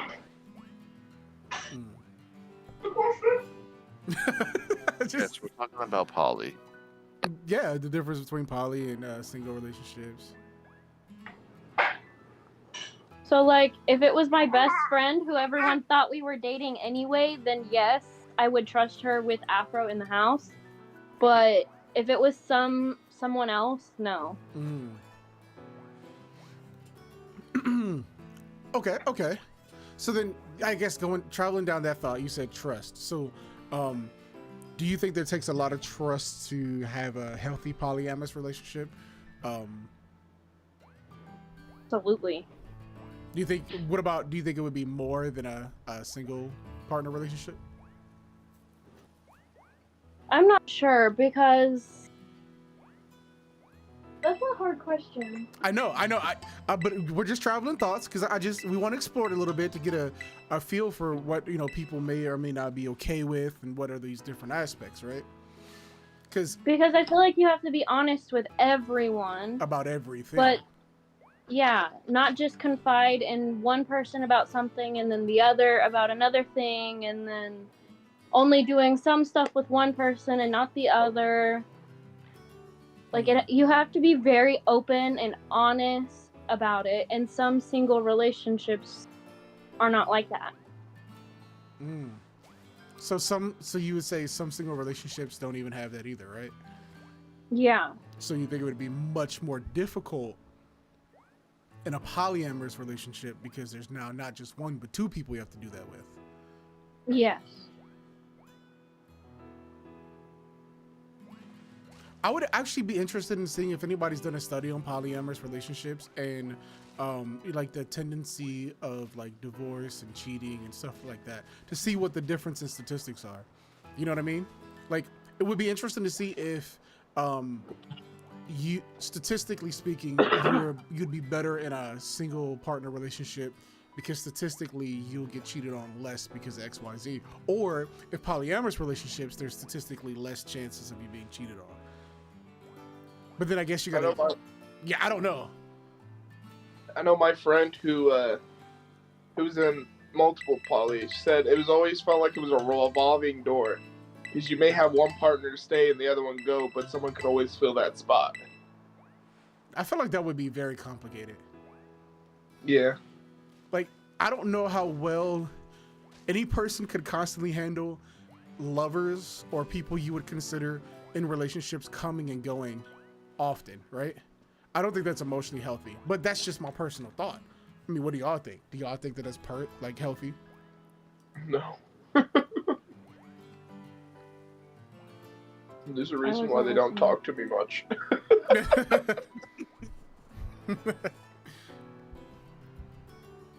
Do you think single partner relationships would be harder to maintain than a polyamorous relationship in a nudist colony? Oh God, bro, you got some of the wildest questions. I swear, bro. First of all, I don't think people in nudist colonies really think of when they like. Let's be honest here, bro. Like sunbathe. I don't think that like people just walk around and be like, I'm just like, bro. Okay, I'm trying to say this as PG as possible, but I think I just gotta say it. Like, bro, there's no man on earth that could sustain having a hard-on 24/7. Okay, so I'm gonna say it like this, bro. I don't think that, like, bro, like. Oh, it's a size 3. That's why. Sorry. No, you're good. You're good. Like, there's no shot that just because it's a nudist colony that they'll struggle more. It's like, yo, you see Graham down the street, you know what I'm saying? Butt booty naked. You're not gonna be like, yeah, I'm raring to go. I mean, if that's your thing. Husky, are you telling us something? Nope, no, Yeah. I ain't. Husky, you went to grandma's? Yo. Nope. I feel like adults are free to do whatever they want, but the moment a child gets involved, I don't know. I have my doubts about the mental health of a child in the future. No, that's a valid point. So then I would ask, like, what do you think that polyamorous relationships cross boundaries for a child? Like, do you think that it may stunt their what they think relationships are? Do you think like it may show an unhealthy way of living life? Like, and the reason why because these are questions that you would have to answer when it comes to the mental, emotional, and health of a child, right? And then we have so much research. I don't know if we have research, but I know we have a lot of history with polyamorous relationships and children, you know, being born with, you know, one dad and like there's, you know, multiples of wives and so forth. But yeah, that would be my question. Do you think that it may paint bad pictures and may teach things inappropriately? From what I've seen, I feel like a lot of kids who grow up with that go into single partner relationships. They don't stick with polygamy. So stuff can get really confusing, especially when it is added a fourth or fifth person when one of the partners get another partner, etc. Oh, yeah, I can see that. Yeah. But let's say for the sake of consistency, let's say there's not multiple partners. Let's say it's there's 3 people and it remains consistent for all this child's life. What about then in that circumstance?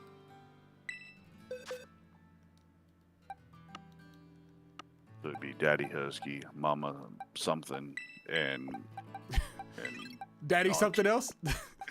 Auntie. Yeah, nah, he was like, nah, bro, we ain't touching it. I heard it in your voice. He was like, don't you dare say it, because I ain't. Yeah. I think so, because when you start adding up children from each relationship and you end up with 15 children, the first one will get neglected from one of the parents because that partner, the parent, has other partners and other children.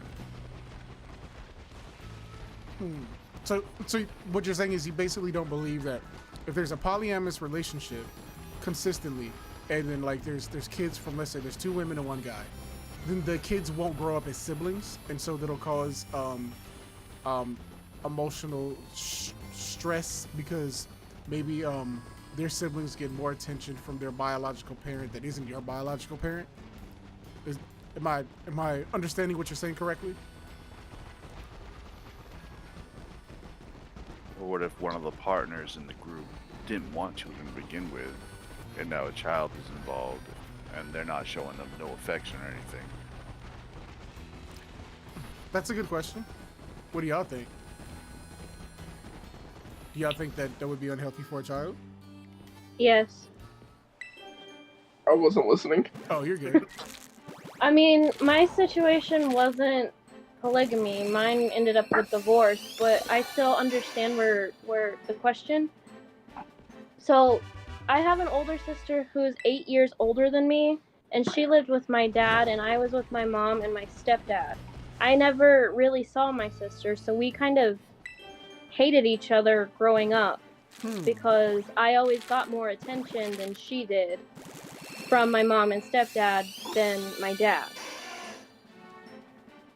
If that makes sense. And so for you, that might have caused jealousy or...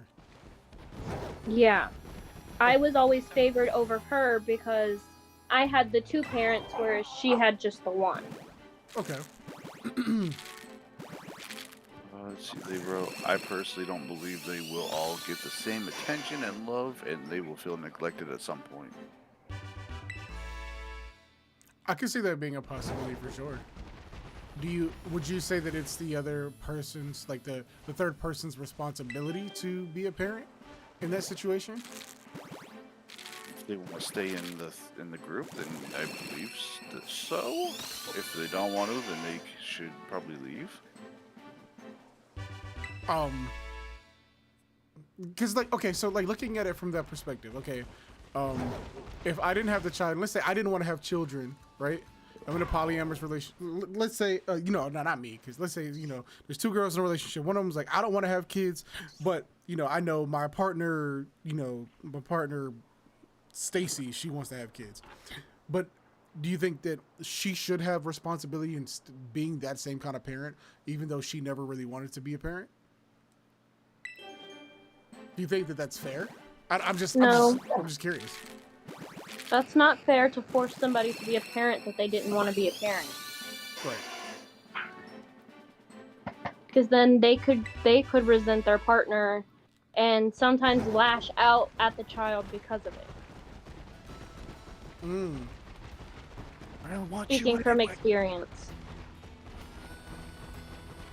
The child should not be required, forced to consider the third person as their parent either. I agree. 100%. I don't think that like that would be a healthy perspective either. Like, well, you know what? Like, you know, you're part of this relationship, so you just absolutely got to be a parent. There's no ifs, ands, or buts about it. Now, mind you, once again, I mean, these are all complicated matters, but I think it's one of those interesting things to consider, because a lot of these things are genuinely already worked out in single parent relationship or single partner relationships, right? You ain't got to think about who's going to be the parent, because both of y'all better be parents. Otherwise, somebody's a deadbeat mom or somebody's a deadbeat dad, correct? Yeah, that's correct. I mean, But even then, there's a default parent. One parent is one parent parents more than the other. how so? So like stay-at-home moms, like right now, I would be the default parent because I'm always home with him, so he knows when he's older, he could come to me for more of the stuff or like the discipline or anything else, whereas Afro would be seen as the like more fun, laid-back parent. Okay, because I wanted to challenge that for a second because I was thinking about from a different perspective, because parenting, you know this, both of y'all know this, parenting styles tend to be different between different people, but also the way that parenting is looked at can be looked at very differently between male and female's perspective, right? We'll just use those as the two standards. So like, Afro is being a good parent by going to work every day, bringing home, you know, X amount of money, making sure that, you know, his son has literally everything he needs. When mommy is tired, he's, you know, doing, you know, X, Y, Z, so on and so forth. And so, you know, like those are things that I feel like are also important when it comes to children that I think should be talked about more often, that I think the legal system tends to avoid. You go, well, you know, moms tend to be the more default parent because, well, there are more times than not. But parenting, when it comes to parenting a child, especially when it's in a relationships factor, if there's two people participating and two people doing heavy lifting, I don't think one should ever outshadow another just because one has to be more present than the other. Just like, you know, one parent, if there's two parents in a household, right? One parent absolutely has to be working something. Right? Unless, of course, like y'all just stupid rich and you both sit around the house all day long. But generally speaking, most relationships aren't like that. So, you get where I'm going with that, though? Because I think personally it would be, like, would you say, Afro, you're doing less parenting than me because you work more than me?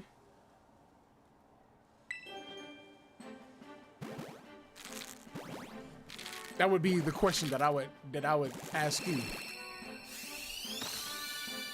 I don't know. Does that make sense though? Yeah. I would consider like, so we don't, okay, so like look at it like this. You have the distributor and then you have the person that makes the coffee. They're both partners in doing the same thing, delivering what needs to be given to you in that moment, right? You may not see the distributor, or maybe you might see them occasionally, but you always see the person who's, you know, making the coffee. And they are equivocally doing the same amount of work. One does things behind the scenes and one does things in front of you, right? Would you consider that the person who's distributing the coffee to all the plants doing less work than the person who makes the coffee? No. No. So then when it comes to parenting, why do we separate, you know, that sensitive aspect? Well, you know what, like, I'm the mom, so, you know, I'm breastfeeding, I'm getting up in the middle of the nights when you know, daddy can, going, well, I'm doing more parenting than another. I'm just asking a question. So, you get where I'm going with that? I get it. Yeah. What you think, mama? Don't know how to answer. It's interesting to have these conversations because I get to see like the difference in the thinking between male and female. Mm-hmm. Because like I get it. Like I agree. We're both doing the parenting the same amount, but on they're different jobs, if that makes sense. Yeah. Because I'm home with him all day, I'm doing more stuff, I'm parenting a little bit more. Like, I'm doing more parenting than I am bringing to the table, to the relationship. Mm-hmm. So that makes me feel kind of guilty because I'm doing more with the baby and he doesn't have, like, that relationship with Afro that I would love, but also I can't work at the same time. So it's like, And but we're all doing the same amount. yeah, you're doing the same amount with different types of work. Because I mean, like same way we used the coffee analogy, right? If Afro wasn't working, if he wasn't paying, the bills, he wasn't bringing in all the food, then all the things that you would need to be a good parent would be missing. Mm-hmm. And in the same way, if you weren't able to be home to feed baby Afro, to make sure his diapers are changed, to make sure when he's upset he's being taken care of, all his needs, then things wouldn't get done as either, right? Yeah. So then, I mean, I would agree if the roles were reversed. If I was working and he was staying home, I would still feel the same. okay, that's good to know, because some people would go, well, whoever is the person staying home with the child is doing more parenting. Yeah, that's what I meant. It was just a little bit more than, because the person that stays home knows the child better than the person who works. But there's also that makes sense, but there's also no option to that. Yeah. How I would, Go ahead. how I'm seeing it, it's like it's a physical and a mental. It's like a manager and then the worker. It's like even though the manager looks like they're doing less, they're still doing the same amount as you. Yeah. But you are more of the physical person up front. Yeah. If that makes sense. Yeah. Because, I mean, we've all talked to people who are like, yo, my dad worked like crazy, but I have nothing but mad respect for him because he did X, Y, Z. He made sure literally anything that I could have ever wanted or needed, he made sure he did. And that sense of aspect of admiration it often isn't looked at as a parenting style, but it's something like, as a dude, like, I have no choice, right? If I get somebody pregnant, right, and they're having a baby and they can't work, I don't have a choice until like, well, I'm gonna stay home with you and we gonna get to know, this baby together and be broke and homeless and living out in the street, right? I have no choice that if you can't do it, I have to. And most men acknowledge that and will 100% every single day of their lives go, I know what my responsibility is and gonna do it wholeheartedly, correct? I would say, Yeah. I would say most decent men would go, yo, these are things, I don't have a choice in the matter. We need diapers. You gotta eat, I gotta eat, baby Afro gotta eat. If we don't have a house, baby Afro could get sick. We homeless, we living out in the street, and then we're worse off. And so the sacrifice of the time to do the things that are needed, I would say it should be looked at as just as important parenting as the person who stays home. And I don't think it often is. But that's a perspective. I don't know. Do you think you share the same perspective or a different one? You would agree, Pesky? Yeah. The Scar wrote a lot. I was just waiting for a Oh time yeah. Go ahead. I'm sorry. No, it's fine. I was just waiting. They wrote, I'm a woman and I think that both a parent staying home and a parent working are both parenting equally. Both things they are doing are essential to the child, and one could not parent without the other. I'm Agreed. talking generally, of course. I don't know that couple specifically. I think they talk about Afro and Mama Afro. Yeah. I agree. The reason though, I think because we're talking about just parenting and it's not to make anyone feel guilty, but I think to give perspective, especially as a dude. And I think like I want to share that perspective on a clear level. There are men every single day who get up and work the worst jobs. They may clean sewers, They may be putting up, skyscrapers, risking their life. And this is our blue collar men who deliver mail, who fix buildings, who get rid of infestations. These men do everything they can to provide for their families. And I would say it's more common to have men who do that than anything else in the United States, as far as I'm aware. And I think to negate their perspective or what they bring to the table as a parent because they can't be as present is ultimately undermining what somebody else brings to the table. Like if you're a single mom and you have to go to work and take care of the child, you're solely the parent. 100%. Nobody gets to take that away from you. All right. My mom was single, kind of. I ain't gonna get into some of the things I used to see, but I saw that. But I think it is unhealthy to go, well, because you're not around, you're not as good of a parent.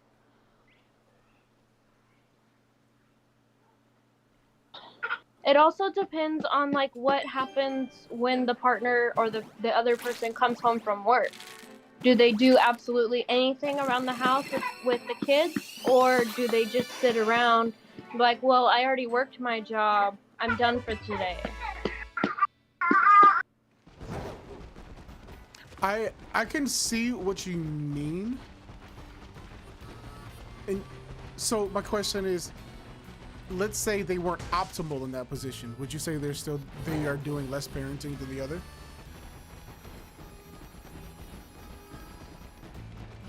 Repeat yourself. Okay. I see what I was saying is I see what you're saying. So let's say that parent wasn't optimal, like literally the best at doing it. Let's say, they had really bad days of work. They're more tired. Sometimes they're not able emotionally or mentally like available because X, Y, Z. Would you say they do worse or less parenting than the parent who has been staying home and doing that consistently? Sometimes it can be, yeah. Because the parent who stays home consistently doesn't have a day off or doesn't get to have bad days or bad times or anything because they're constantly on call. Okay, so then can I reverse the question? Would it be okay if the other partner said, well, because you don't bring in any money or enough money and I have to carry that weight sometimes, then you're not being an optimal parent? From both sides, because I feel guilty staying home, not bringing anything to the table, but also I feel guilty having bad days because all I do is sit around with the baby and take care of him all day. Yeah. So it's like I don't want to ask Afro for the extra help because he's been working all day. That I feel like that's not fair for me to do that. Understandable. I'm just bringing because when it comes to I think the emotional side of it, and you know what once again, this is no shade on anybody or anything. We're just having a discussion. Like it would be easy to go, well, because you haven't come home and spent 45 minutes and taken baby Afro out to go do this and this, you're doing less as a parent than I am. You could share, the other parent could have that same perspective of going, well, I'm the one that carries all the financial weight. I'm the one that goes to the store to get XYZ and make sure that the trash and stuff and the things in the house are taken care of, even if it's not like taking out the trash but maybe fixing something. And so both perspectives can both look at each other and go, well, you're not being optimal because you're not fulfilling this thing that I think you should. And the other parent can go, well, you're not fulfilling this thing that I think you should. I think you should be able to work more, or I don't know, maybe sell feet pics on the side. All right, joke. That's a joke. But you get what I'm saying? So when you're looking at balancing in relationships, I think it's really easy to pinpoint a specific person and go, okay, you're not spending enough time with the child, or the time that I think you should, so you're being less optimal. And the other person can say, well, you're not spending enough time bringing XYZ of things that need to be done as well. So it becomes this kind of back and forth pointing at who is being worse. Does that make sense? It makes sense. So the only reason I'm bringing that up is not to accuse anyone. It's just to maybe bring up the thoughts that I think both people in a relationship should consider. Like, if I'm not emotionally able to take care of something sometimes, that should be okay. I'm not less of an optimal parent because of that. You would agree with that. I know you would, because you have days where you're like, listen, I need to get away, right? Yeah. And I think in the same way that as a parent who's like, yo, honestly today, like I can't bring the financial aspect. I can't fix this drawer that needs to be fixed. I can't do these things. And that should be okay. I'm not less of a parent because I can't do these things. It's not Right? always Yeah. 50-50. Sometimes it's going to be 70-30. Yes. So some areas can be 70-30. Some But area- it shouldn't be 100 and 0. 100. Oh, agree. Anybody who has kids and is like, well, I'm just gonna take care of the bills, but when I come home, I'm putting on my blindfolds, I'm putting on some earbuds.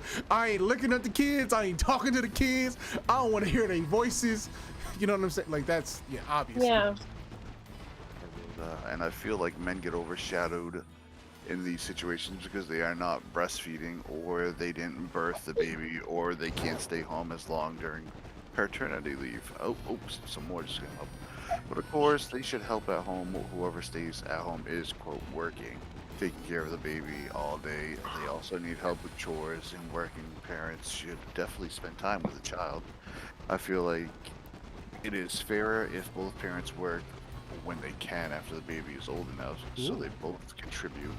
They both spend time apart from the baby, and they both are both financially independent, which eliminates that whole dilemma, while also helping the child. If they go to kindergarten, they can just socialize with other kids, which is essential.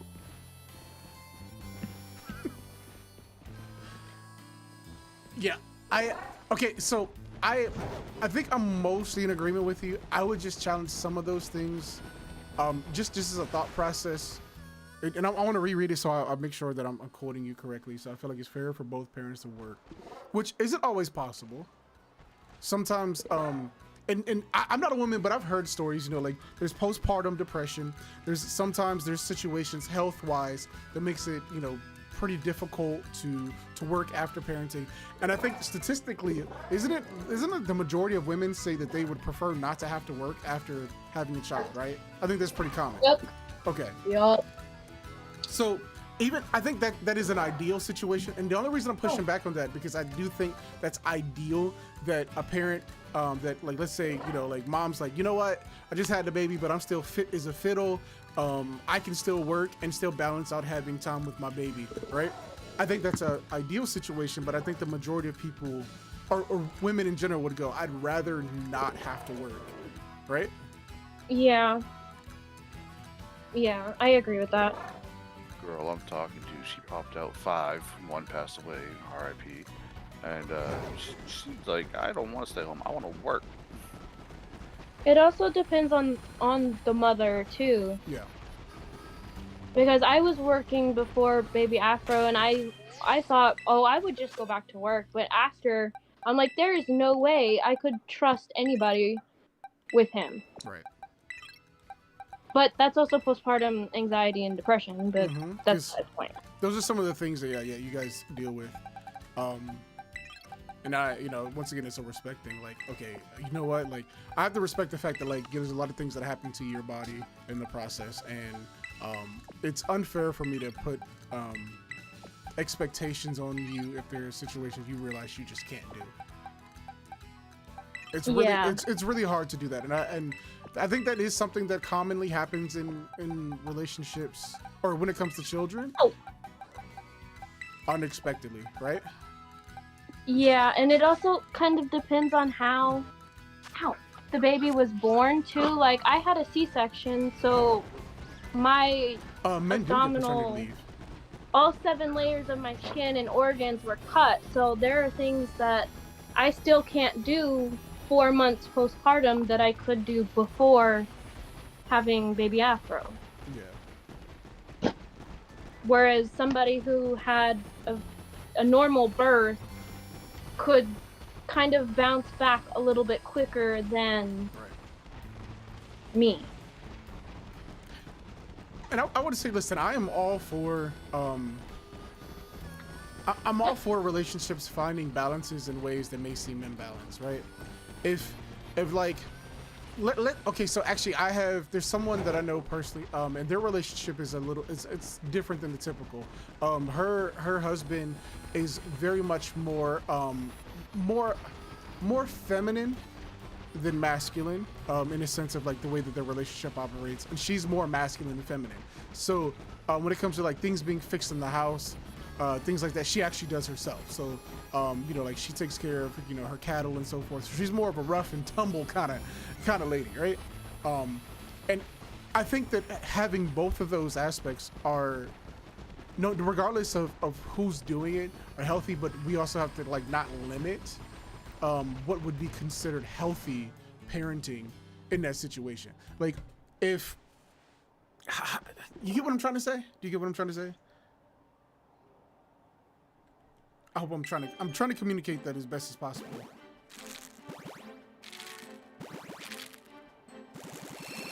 I don't know. I deafened for a second. Oh, did you? Yeah. Oh, got you. I didn't want to interrupt, Oh. so I deafened for a quickie. You did what? Pause. Wait, hold on, what? Pause. Knew Husky had someone. Yo, Husky, you can't be doing that on stream, all right, bro? You can't be doing it. He said, I had to deafen for a quickie real quick. Like, sir. Kindergarten here in Europe starts at 3 years old. Kindergarten starts at 3? Isn't it? It's 6 here in the U.S., right? Yeah, 6 or 7. I think it's 6. I'm pretty sure it's 6, unless they changed it. Google is our friend. 1 sec. What? Oops. Why? Oops. Why is cap lock on? No, I do appreciate you guys having this conversation. I think there's a lot to explore. I think understanding the differences between men and women when it comes to okay, so no, I started pre-K at 2 to 3. Really? Kindergarten entrance aged 5 on or before 10, 15. Okay, so 5. Okay, so that was close. It's gonna be 5 to enter kindergarten. That's in my state. Okay. So then there's Maryland 5, Massachusetts 6, Michigan 6. Okay, so generally 5 to 6. We'll just say that. Unless there's like one state that's like you gotta be 12, and then like, yo, I want a color. Like, sorry. Washington 8. Washington's 8. Pennsylvania 8. Holy moly! Oh wait, kindergarten. Sorry, I was reading the like first grade. My bad. What are we talking about? Oh, we were talking about the pre-K. When the kids start kindergarten. Okay. Oh. They're all 5. Yeah, 5 to 6. Yeah. But yeah, no, I definitely wanted to say, like, I think that having these discussions, I think it gives perspective, because for both men and women, there's the pressures when it comes to children are very different. Very different. Mm-hmm. I know a lot of fathers, and the first thing they talk about is like how they want to provide and give the best life to their child in the best way they know how. And most men know that, like, the best way that I can bring in money or the best way that I can bring something to my child that I never had is through monetary value, right? The time that I spend grinding and bringing in money and so forth. And that's just natural in men. Yeah. So it's hard. So from a woman's perspective, that seems kind of like, well, but what about XYZ? You know what I mean? Like, and men know that that's a thing. Like, they're not like, oh yeah, of course, baby Afro needs attention. He needs, daddy time. He needs to be able to play. He needs to, but the primary thing of like, well, if I don't do these things, then I can't fulfill this role in general. And I think, if I'm honest, I think most men would feel a sense of shame if they can't take care of their child and they're actually trying. Am I wrong about that? I feel that all the time. I zoned out. Wait, what? I said, We'll have to turn the TV off. I said, I think most men would generally feel a sense of shame if they couldn't financially provide it for their child and they were trying to. Oh, 100%. And Got so, the shiny. Got the shiny. are you serious? Yep. Oh my god, I'm done. Bro, GG's, he wins. That sounded so bad. That sounded so bad. Got it. I got it. I got it. What's going on, Trax? Yeah, so I mean, like, so it's not that from the fathers that I've talked to, they recognize like, yo, I know that my son or daughter needs me to be there emotionally. I need to be able to protect them, you know what I'm saying, when it comes to situations. And, you know, a lot of the things that men typically think about aren't always the same things that women think about when it comes to their child.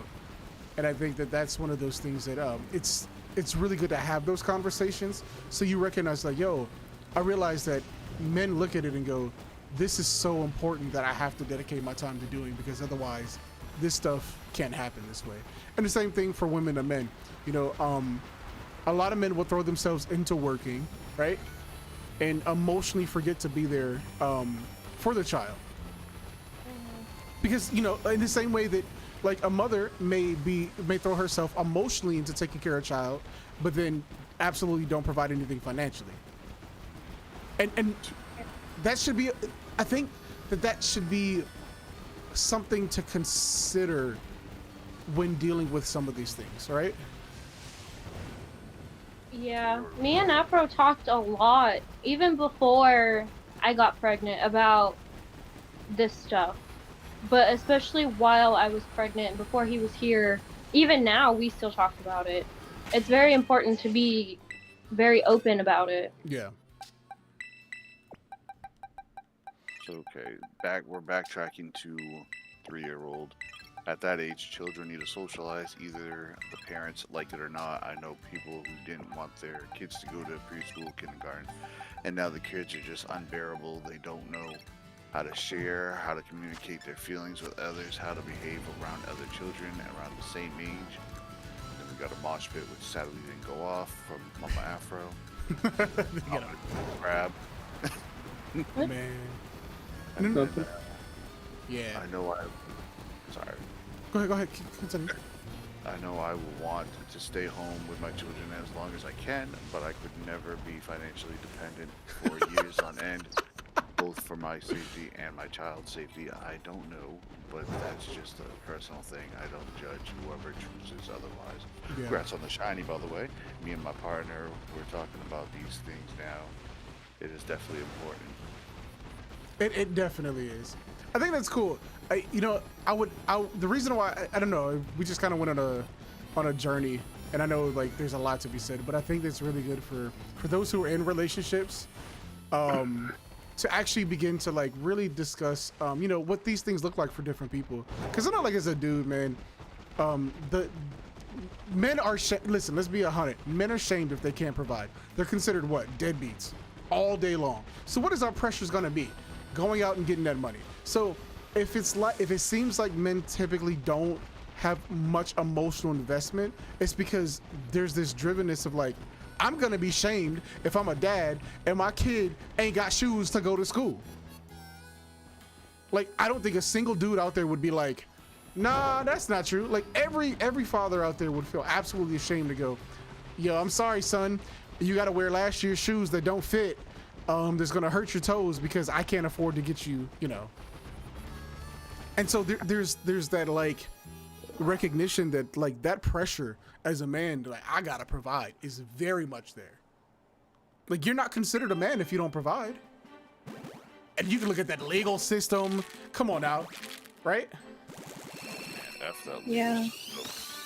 And so that's the difference, the pressures that men are feeling and the pressures that women feel when it comes to children. Is like, yo, I know without a doubt, if I were to come in here and be like, yo, Afro, bro, yeah, man, I got another girl pregnant, but I ain't gonna take care of him. Do I think that he gonna be like, I'm smack you. congratulations, bro, I'm so proud of you.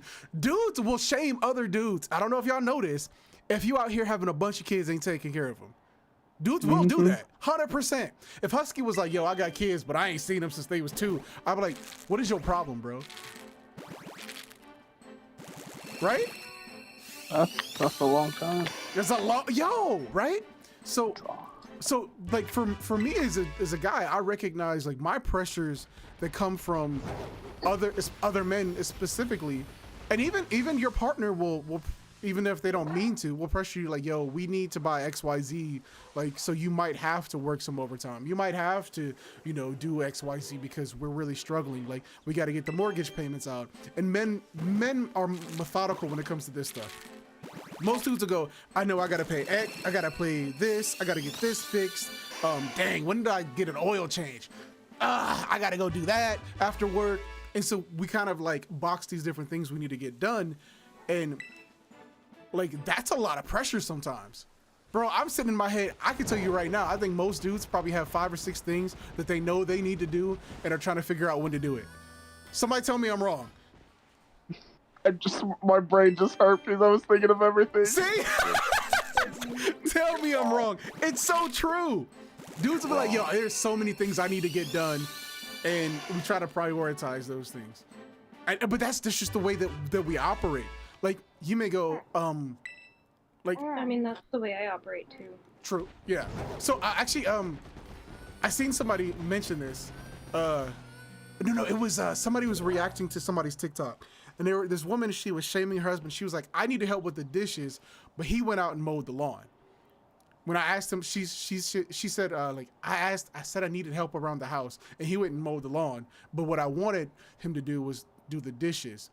And it was kind of funny because there's very much a big difference in the way that men will see things that need to get done than women sometimes. So like, like a dude will go like, yeah, you're right, man. I ain't crap, bro. I said I was gonna paint so-and-so. And he like, why is he doing this project when I just needed him to take out the trash? But see, men have these priorities of things that are like, yo, okay, I know I need to do this. This absolutely needs to get done. She needs help. What is the biggest thing on my priority list that I need to get done, right? And then they'll go, okay, the lawn definitely needs to be mowed today. Otherwise, you know, it's gonna look like we don't take care of our lawn and people are gonna complain and we gotta blah, blah, blah, right? And so those are the significant differences that I would say in experience when it comes to the way that men and women see different things. But I wanna stop there and let other people go ahead and interject. And if anybody's in chat got anything to say, I want to go ahead and let them. AJ is fine, dude. We're talking about partnerships and wait, are we still on the poly stuff? Or I mean, we've kind of evolved and changed a little bit. But I mean, either which way, the conversation is definitely pretty good to hear. And maybe just maybe, even if there's one person out there that's like, okay, I'm getting a little bit different perspective, I think that's the purpose that I would like to have in this conversation. Is like, I want to definitely explain, like, you know, as a dude, this is why sometimes we think the way that we do. Don't shame us because these are the things we do. It's just the way that our brain operates when it comes to importancy. So like, I may go to work and go, all right, I need to take these pallets out, but this needs to be done first, and it seems to me to be more important. Yeah. like if you happen to live in a trailer and they want you to do something, but you know the pipes need to be, you know, insulated before winter comes. Yeah. So, I have a question then. Okay. So, if you and your partner both live in the house, so you know what things need to be done around the house, why should one partner have to ask for help for things around the house when you both know things need to be done? Okay. Does that make sense? Yes, but I think it's a loaded question because it goes back to this. It goes back to what are you prioritizing, right? What you may consider is important to get taken care of at this very, very moment. A guy may look at it in the priority of things that need to get done and go, I feel like this is more important for this X and Y reason. So I think it's better to communicate what exactly you feel is important. Go like, yo, this is absolutely important to me if you can take the trash out. That helps with a man, because if it's like, yo, there are things that need to be done around the house, when are you gonna do them? The man's not gonna go, I'm gonna read your mind and know that instead of like fixing the toilet seat, you really wanted me to, you know, like make the crib 2 foot shorter, right? A man doesn't like know these things. And so we go to like, what's the biggest priority? What did she say she needed last time? Oh, she said, that maybe, I don't know, something in the garage needs to be moved or something. And so there goes that sense of like being able to properly communicate. Here's what's really important to me in this moment. Like, I really need help around the house could literally mean anything. It could mean I can't find my socks. Right? Okay, let me rephrase the question Okay, then. okay. Cool. So, like, if you can visibly see that, like, there's stuff everywhere. There's trash everywhere, there's dishes piled up in the sink and on the counter, and there's clothes everywhere. And you can visibly see, like, everything is a mess. Why does one person have to ask for help cleaning it up when there's two people or more making the mess? Okay. I would actually tell you to phrase that a little differently, because the way that you're putting it is why do I have to tell you what you should do? You should just already know, right? That's kind of, no offense, but that if I'm Womanology 101 says, why should I have to tell you what you should already know and you're not doing it, and therefore I'm frustrated that you're not doing it. Am I Exactly though. Like, that's Womanese 101, right? But what that doesn't communicate is exactly, you can go, okay, there are XYZ, right? But listen, before you answer, you asked, let me answer the question. As a dude, Sorry. remember, it goes back to priorities. What may seem important, like, you could look and go, there's toys on the floor everywhere, right? And he could go, well, I know that, like, we got like 6 or 7 bags that need to go out, you know, of leaves, right? So priority's sake goes, all right, that's something she can't do, or maybe she doesn't want to do, or maybe it's too much work for her. Priority wise, this is how men think. So they can see a bunch of toys and go, that's not as big of a deal as XYZ. We tend to work from biggest to smallest, right? Like, I've never seen somebody who's like, okay, I need to fix this, right? And they'll go, well, you know what I'm gonna do first? I'm gonna go ahead and wipe down the sink before I replace the heater. You know what I mean? Yeah. So understand what I would encourage you, all right? You can thank me later, Afro. What I would encourage you is clearly communicating what you feel is the most important to you in that moment, and then working down that list. Say, hey, I need help around the house, but I specifically need help with this. This would make me feel better if you could just do this really quickly. You know what a man's gonna do if you ask that? He's gonna do it. He knows what you want, you communicate it clearly, and he doesn't feel this pressure of like trying to figure it out and then you being frustrated if he didn't do the thing that you wanted him to do, but you didn't tell him what exactly you wanted him to do. You just thought because it was around the house, you know? Just because it was around or something was there. Like, okay, here's a good example, right? There are times that I know the trash needs to be taken out, right? But I'll prioritize doing laundry and wait till like it's like last minute to take the trash out, because doing the laundry was more important than taking the trash out. But to you, you're like, yo, that trash is overflowing. Oh my God, I'm gonna die. This is gonna get everywhere. It's pissing me off, and you won't take the trash out. Men and women think differently. It makes sense. But Afro, am I wrong? Tell me I'm wrong. It doesn't make sense though. It makes perfect sense for men. No, it doesn't. For men, it makes perfect sense, but it goes back to communication. It all goes back to you have to be specific. Listen, you have to be specific. I'm sorry. Talking to children. Yes. Listen, that's fine. You may have to do that sometimes. God. So if your car's on its last leg, you'd rather him pick up toys and fix your car, and you end up stranded somewhere with a baby and you can't get help. That's different. No, No, but that's how men think. That's how men think. Legitimately, they'll be like, "Oh crap, yo, we got to get stuff done," and then you may not think about, "Oh, you know what? Maybe the tires are bald," right? You may not think that way, but a dude will go, "Crap, the tires are bald. What happens if Mama goes out and like she gets in a car accident?" And you be like, "Well, no. What's more important to me is that you do the dishes." You got to understand that's the way that men think. We think about a lot of these bigger things that have bigger impacts because we're foreseeing things that like at every situation. The smaller things men tend to put off later because they're not as big of a deal. So like, think about it like this, right? If you have taxes that need to be done, or if you have to pay off a credit card, right? Most of the time people will tend to go to what's the most important thing first. Men do this all the time. It's not that we don't know that the other thing needs to be done. It's just like, what is the bigger priority right now? Like, you know what, the credit card can wait. I absolutely need to get the taxes done, so on and so forth, right? Yeah. So understand that it's not that men purposely are trying to avoid the things that you think are important. It's just that we see things as different levels of importance as you do. Because for you, like, you're with baby, right? So I can't do dishes, right? Because baby needs all my attention. He's crying. He needs to get his diaper changed. So your priorities. So getting the dishes done is a big deal. Afro may go, holy crap, bro, this, just name some kind of thing that he, you know, like, that just could be a big deal. Like, yo, if I don't get this fixed right now, bro, this is gonna be a pain and a half. It's gonna cost us X amount of money to do. So I need to work on this project right now, otherwise we're screwed. That's the way that we look at these different situations. And so that's why I would say proper communication goes, here's what's important to me.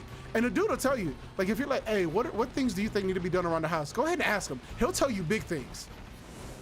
Tell me I'm wrong, Afro. Tell me I'm wrong. You'll go and look at all the big things that need to be done. You're not gonna be thinking about, like, oh, you know what? Like, do we need to, like, you know, vacuum the carpet in the spare room? You're like, bro, like, I don't know if this washer's gonna be lasting very long, bro. We might have to get a new washer. You know what I'm saying? She giving the dirtiest look right now, but you better tell me. So then, why is it so hard for men to ask women what needs to be done? I think you're asking the wrong question. It's not that Again? Okay, listen. Because the difference between men and women go very much in the question, because this is what you're saying. Why is it so hard for you to do what I think you should do? Like, it goes both ways. I understand, but it goes both ways.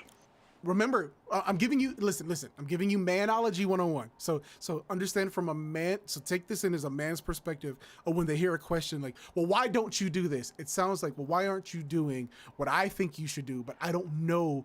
I haven't told you exactly what it is. So remember, as a guy, we box things. So the way that we think are in boxes, right? So a lot of times we may think that we know what you want. I'm sure Afro does this all the time, all right? I'm gonna call it right now. I'm sure he thinks he knows what you want half the time. He's like, I know my wife, I know that she wants this, this, this, and this. And then he gets caught off guard when you're like, well, why didn't you do this? Like, oh, well, I didn't think about that. Tell me that don't happen. He's talking to Oh, yeah, it happens. It happens, right? Afro, am I speaking from your perspective? You are. Thank you. Okay, so do you see where that's a communication thing? Because as a woman, you got to remember that the way that we see things and what we think we know may not be the highest priority or the things that you think we should know. We don't mind reading. We just go, what's the probability of her being angry because she didn't eat, right? That's about a 65% chance. So if I bring her a sandwich, maybe she won't be angry with me anymore. But we don't know that you're angry because we threw our socks behind the door, right? We're just taking guesses as we go along. Like, man, I don't know what I did, but she is mad at me. So I'm gonna try to do what are the most predictable things that can make her feel better. Every dude does this. Massage. Now I understand why a lot of women are lesbians.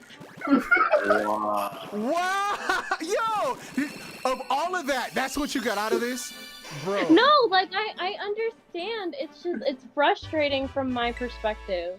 But I also grew up in a very structured household. So everything was done at the same time. Nobody did. I don't know how to explain this. But nobody did anything before something else was done. Yeah, nobody did anything before something else was done. So, like, everyone cleaned anything off the floor, and then everyone did bathrooms, and then everyone did this.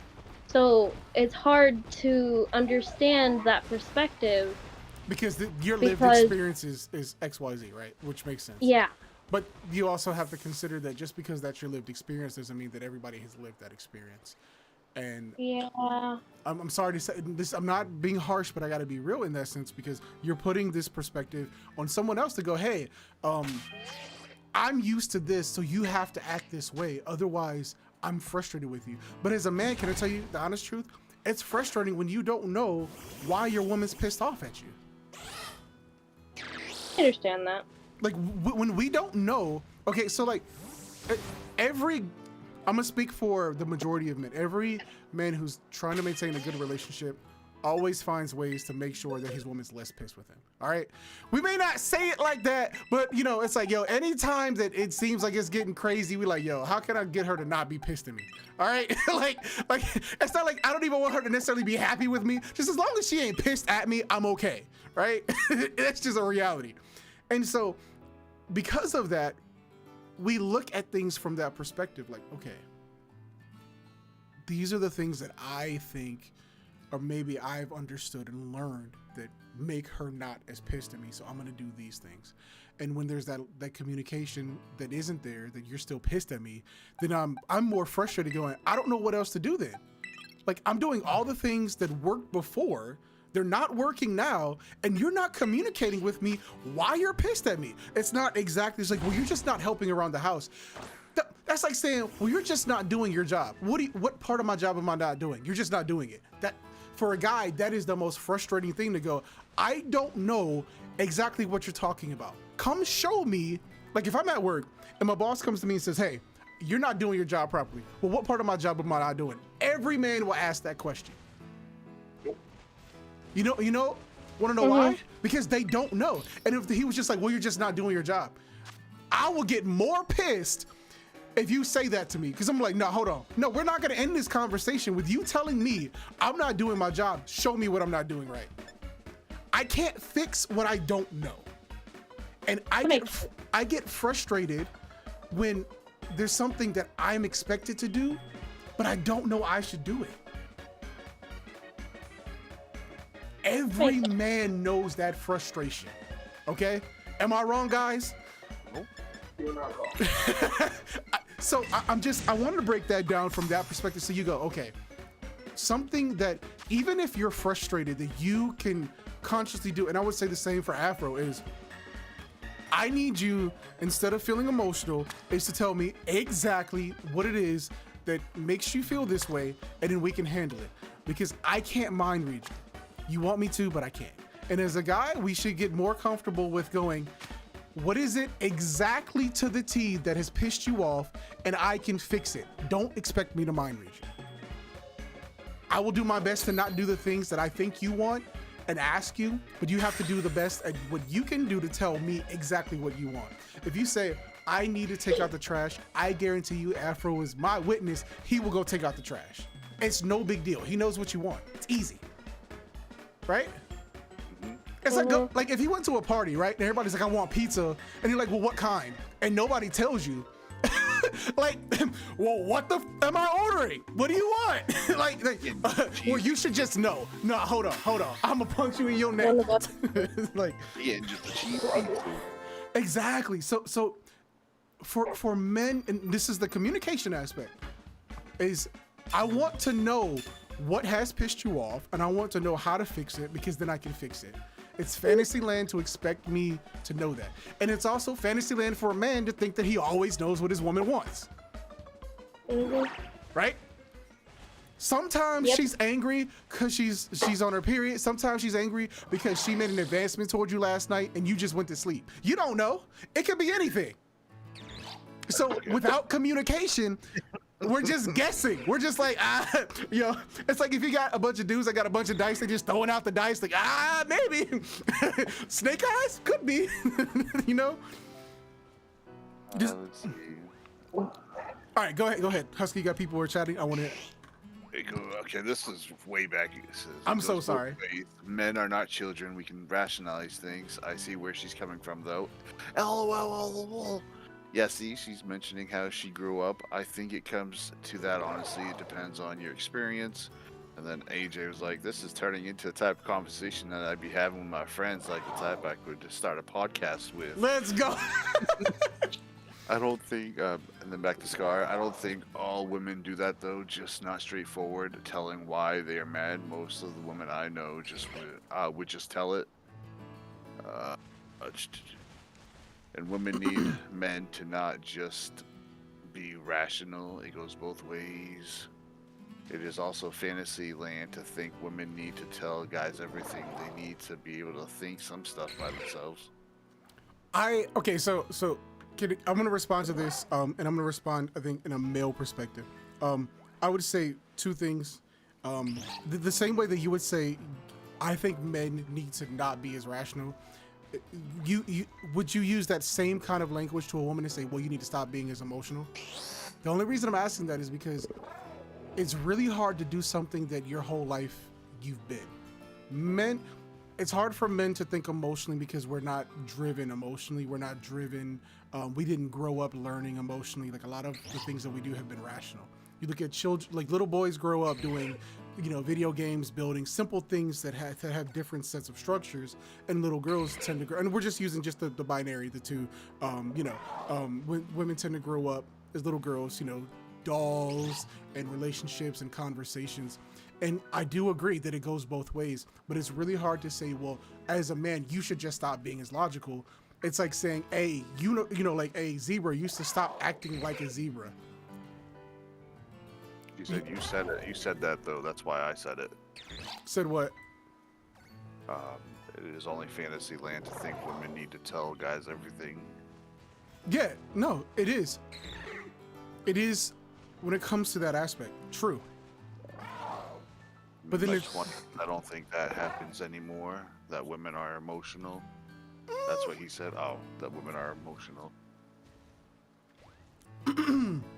So I would say this. It all goes back to proper communication when it comes to that. When it comes to a lot of these things, it's very important to recognize that, like, men and women tend to be built differently and see things differently. I don't think that a woman should ever have to tell a man or treat a man like a child every time something is wrong. Correct. But I think proper communication also should be there, that I should know absolutely everything and at every point in time, know what is that is bothering you. And so there's a balance, there's that dance, right? Just like the same way that, a man shouldn't expect a woman to know every single time he needs X, Y, Z, blah, blah, so on and so forth. There's a lot of things when it comes to relationship aspects that I would 100% agree that there has to be both sides. But there's also the recognition that if you put too much pressure on, let's say Afro puts too much pressure on Mama Fro to think the way that she does, she'll end up frustrated with him because she just doesn't think that way. And then vice versa. Is when a man will get frustrated if a woman's saying, well, you need to think more like this, more emotionally, it's hard to do so. It's something that we learn to do, that we can become adept at. It's not something that we can change overnight. And even something that you've grown up doing your entire life, it's like breaking a habit, but it's just more of who we are. So I would encourage, once again, when it comes to these relational aspects, that we're not pointing the blame on women, because I don't think I'm being unfair when I explain a man's perspective. I think that a lot of times that when we explain male perspectives, it seems as if we're putting pressure on women. It's just that we want women to understand. See, from my experience growing up, and I will speak for maybe just my own, men are often taught how to treat women. More than anything, we're shamed if we do badly, so on and so forth. I don't know how often and how much pressure women are taught how to treat men. I don't know. And so from these aspects, these are some of the things that we're pressured in, and we recognize that these are the things that we know.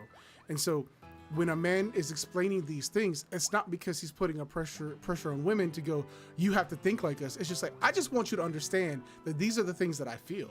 These are the pressures that I deal with on a daily basis. As a man, I recognize that if I'm not providing, I'm not looked at in society as a valuable member of society. And that's how I would explain it. It's not to tell someone where they're wrong, but it's the same way that a woman would say, I want you to understand that these things make me feel this way. This is what a man's saying is, these things make me feel this way. And this is how I see life. Does that make sense? Yeah, it makes sense. And honestly, I feel like what girls, even women, are not taught how to treat men. We just mirror what we see, I think. Because I know I was never really taught how to treat a man. We're always told, like in school, oh, if they hit you, it's because they like you. Yeah. We're always told how men treat us is how they feel about us.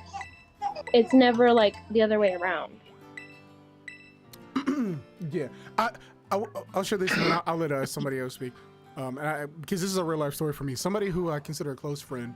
I'm gonna just say, her name's Jess. I remember I had a conversation with her, and I was just like, she really struggled with relationships with dudes, and I was a close, I was a close friend. So, she was like, I just want to understand some of these things. So we had these conversations, and this is one of the things she told me. She said, when I grew up, this is why I struggle, because I grew up, the only thing that I was ever told about men were that they're creepers, or that all they want is sex, or that they will use you, abuse you, don't trust men. And so she this is her coming to me and saying, this is what I grew up hearing all the time. So this is what I expected of men. And it's so hard now because I realize that not all men are like that, but I can't help but to see through that lens. And so this is a personal friend that came to me and said this. And I said, I'm glad that you're realizing that a lot of times the stigma behind men often are these things as you grow up. I'm not saying it's okay. I'm not saying it's true for everybody. It could be very different in different countries and so forth, but this is what she told me. And so now going back to what you said, Mama Fro, it's like, okay, so then we have a great disparity if women are being taught that men are just sex fiend, traffickers, blah, blah, blah, who only want to use and abuse and don't trust them. But men are being taught, well, you better protect, you better make sure you're providing, you better make sure you're doing X, Y, Z. So then there's a huge gap in the way that men will see women and women will see men. But I'll stop there. I'll stop there. That's absolutely true. I'll let everybody else talk now. So. Yeah, there's definitely a difference in how each gender or even anybody views another person of the opposite sex. If that makes sense. Mm-hmm. 100%. Because all we're really taught is be nice to each other. Don't say anything that's going to hurt somebody, but never in a relationship type way are women really ever taught.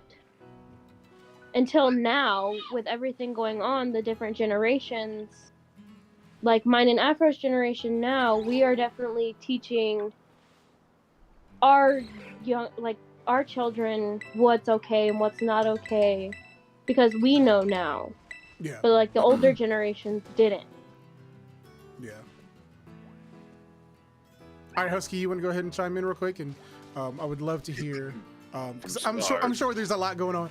And let me just real quick, I just want to say this. So, who is it again that we're talking? Scar. I want you to know, even though I don't know you, and this could be definitely a contentious conversation, know that I ain't got nothing against you.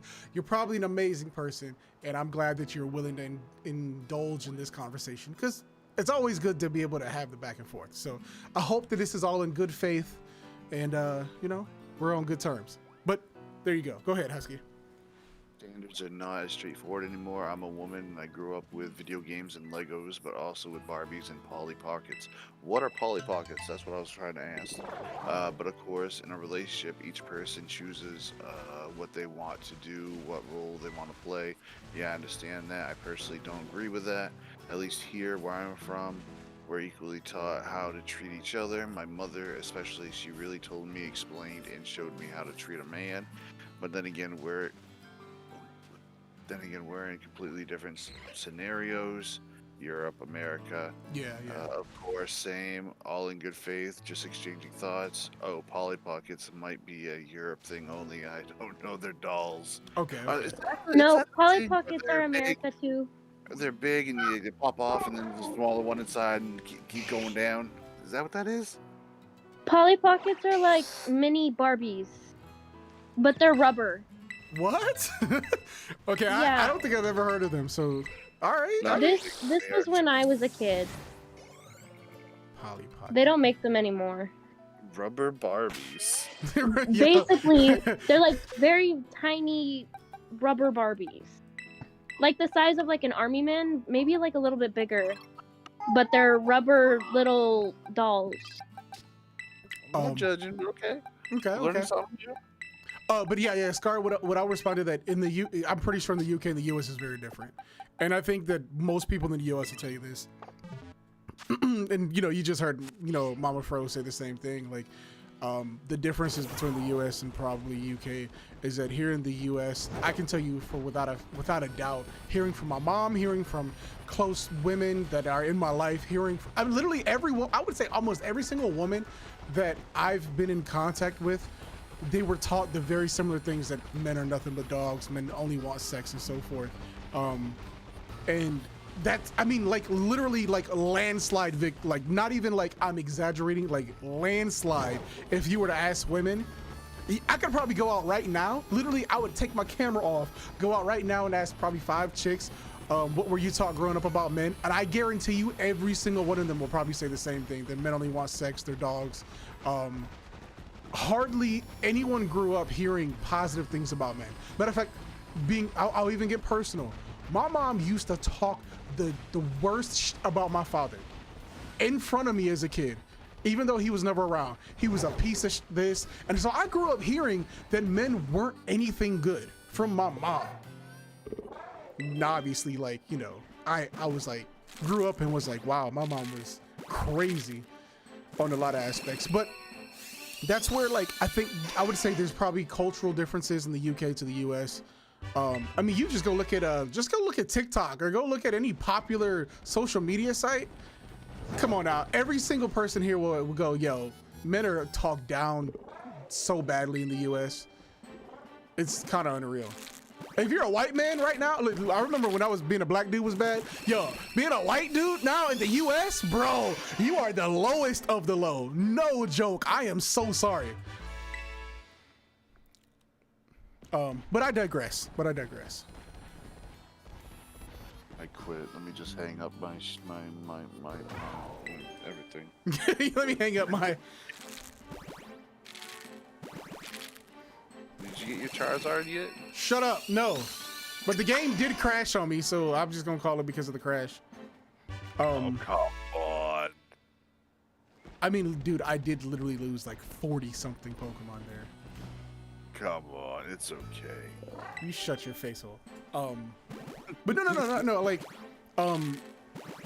I know it's super important in the grand scheme of things to recognize and understand what's valuable in relationships, and especially when it comes to the opposite sex and being in relationships. And sometimes a lot of the things that we may think aren't always aligned up with the truth. And like, the truth is, most men would be 100% okay with being in a relationship where they feel emotionally safe. I think most men, and this is just a thought. Now, you can agree or disagree, Afro, Husky, anybody in the chat. You can agree or disagree. But if you're a dude, I want to hear your answer. But I think most men don't necessarily feel emotionally safe with people. Because if we show emotion, we are the lesser of a man. What do you think, Afro? Are you still here? I don't know. You might be muted. Yeah, I'm still here. But yeah, we're told. This is how I was raised. I was literally raised from a child as you cannot be sad, you cannot be mad, you cannot be happy. If you got black parents, bro, we all know what that was like, bro. Yeah. you couldn't have no emotion except for yes sir, no sir, and if you had any resemblance of any kind of emotion or attitude, it was beat out of you. So, but yeah, I'm sorry. Go ahead. I'm sorry. That's exactly what it was. Emotion was beat out of me, and so it's very hard to be open, to be emotional, or anything like that. What you think, Husky? Yeah. Oh, I agree. Like I was saying, if you show emotion, you are in the public thought as less of a man. Okay. AJ or Upringer says, I would agree. Most men don't feel emotionally safe. Yep, you're supposed to be tough, not cry. So I would say, yeah, because Com just said the same thing. So like, to you ladies in the chat, real quick, or who are here, Mama Fro, what does that say to you? Like, when you hear that, what do you think? Like, I'm just curious. It could be good. It could be bad. It could be like, yo, I think y'all are stupid. Go for it. I just want to hear it. When you hear that, what do you think? Scar's going to bed. It's 3 a.m. for her. Oh yeah. Oh, Resident Streamer, thank you for the insightful conversation. No problem. Anytime. Hit that follow button if you want to come back in. Maybe we'll have another one. Yeah, you can. Yeah, if you ever want to talk to me as well, I can drop. I can drop a link or anything. Just know that I enjoyed having conversation with you, Scar, and there was no hostility. I like having these conversations. Thank you for pushing back too. You just said that was your first time chatting. Okay, that's why I was just asking. It's not because anytime a man shows emotion, they are verbally beaten down. What do you think about how guys were raised? So, I don't want to talk about it though. Like, it's hard because emotion wasn't allowed really in my house either. I was seen as dramatic, but for most males, it's not fair to expect them to be emotionless. You're not a robot. Like, it's not fair. But I don't know. So what are your thoughts when men say they don't feel safe? When you hear that? That's valid. They're allowed to say that they don't feel safe, or they're allowed to do that, but I feel like that also needs to be communicated, that they don't feel safe. Okay, why so? But also, like, what do you mean by not feel safe? Oh, you know what, Afro, can I let you, I'm gonna let you take this one, all right? I've been talking a lot, but I want to let you take this one. What do we mean when we say we don't feel emotionally safe? Like, you can't be emotional? That you can't be emotional, it's not allowed. That it's like, it's a subject for guys that it's supposed to not be there. Mm-hmm. It doesn't make sense. It makes sense, but it doesn't make sense.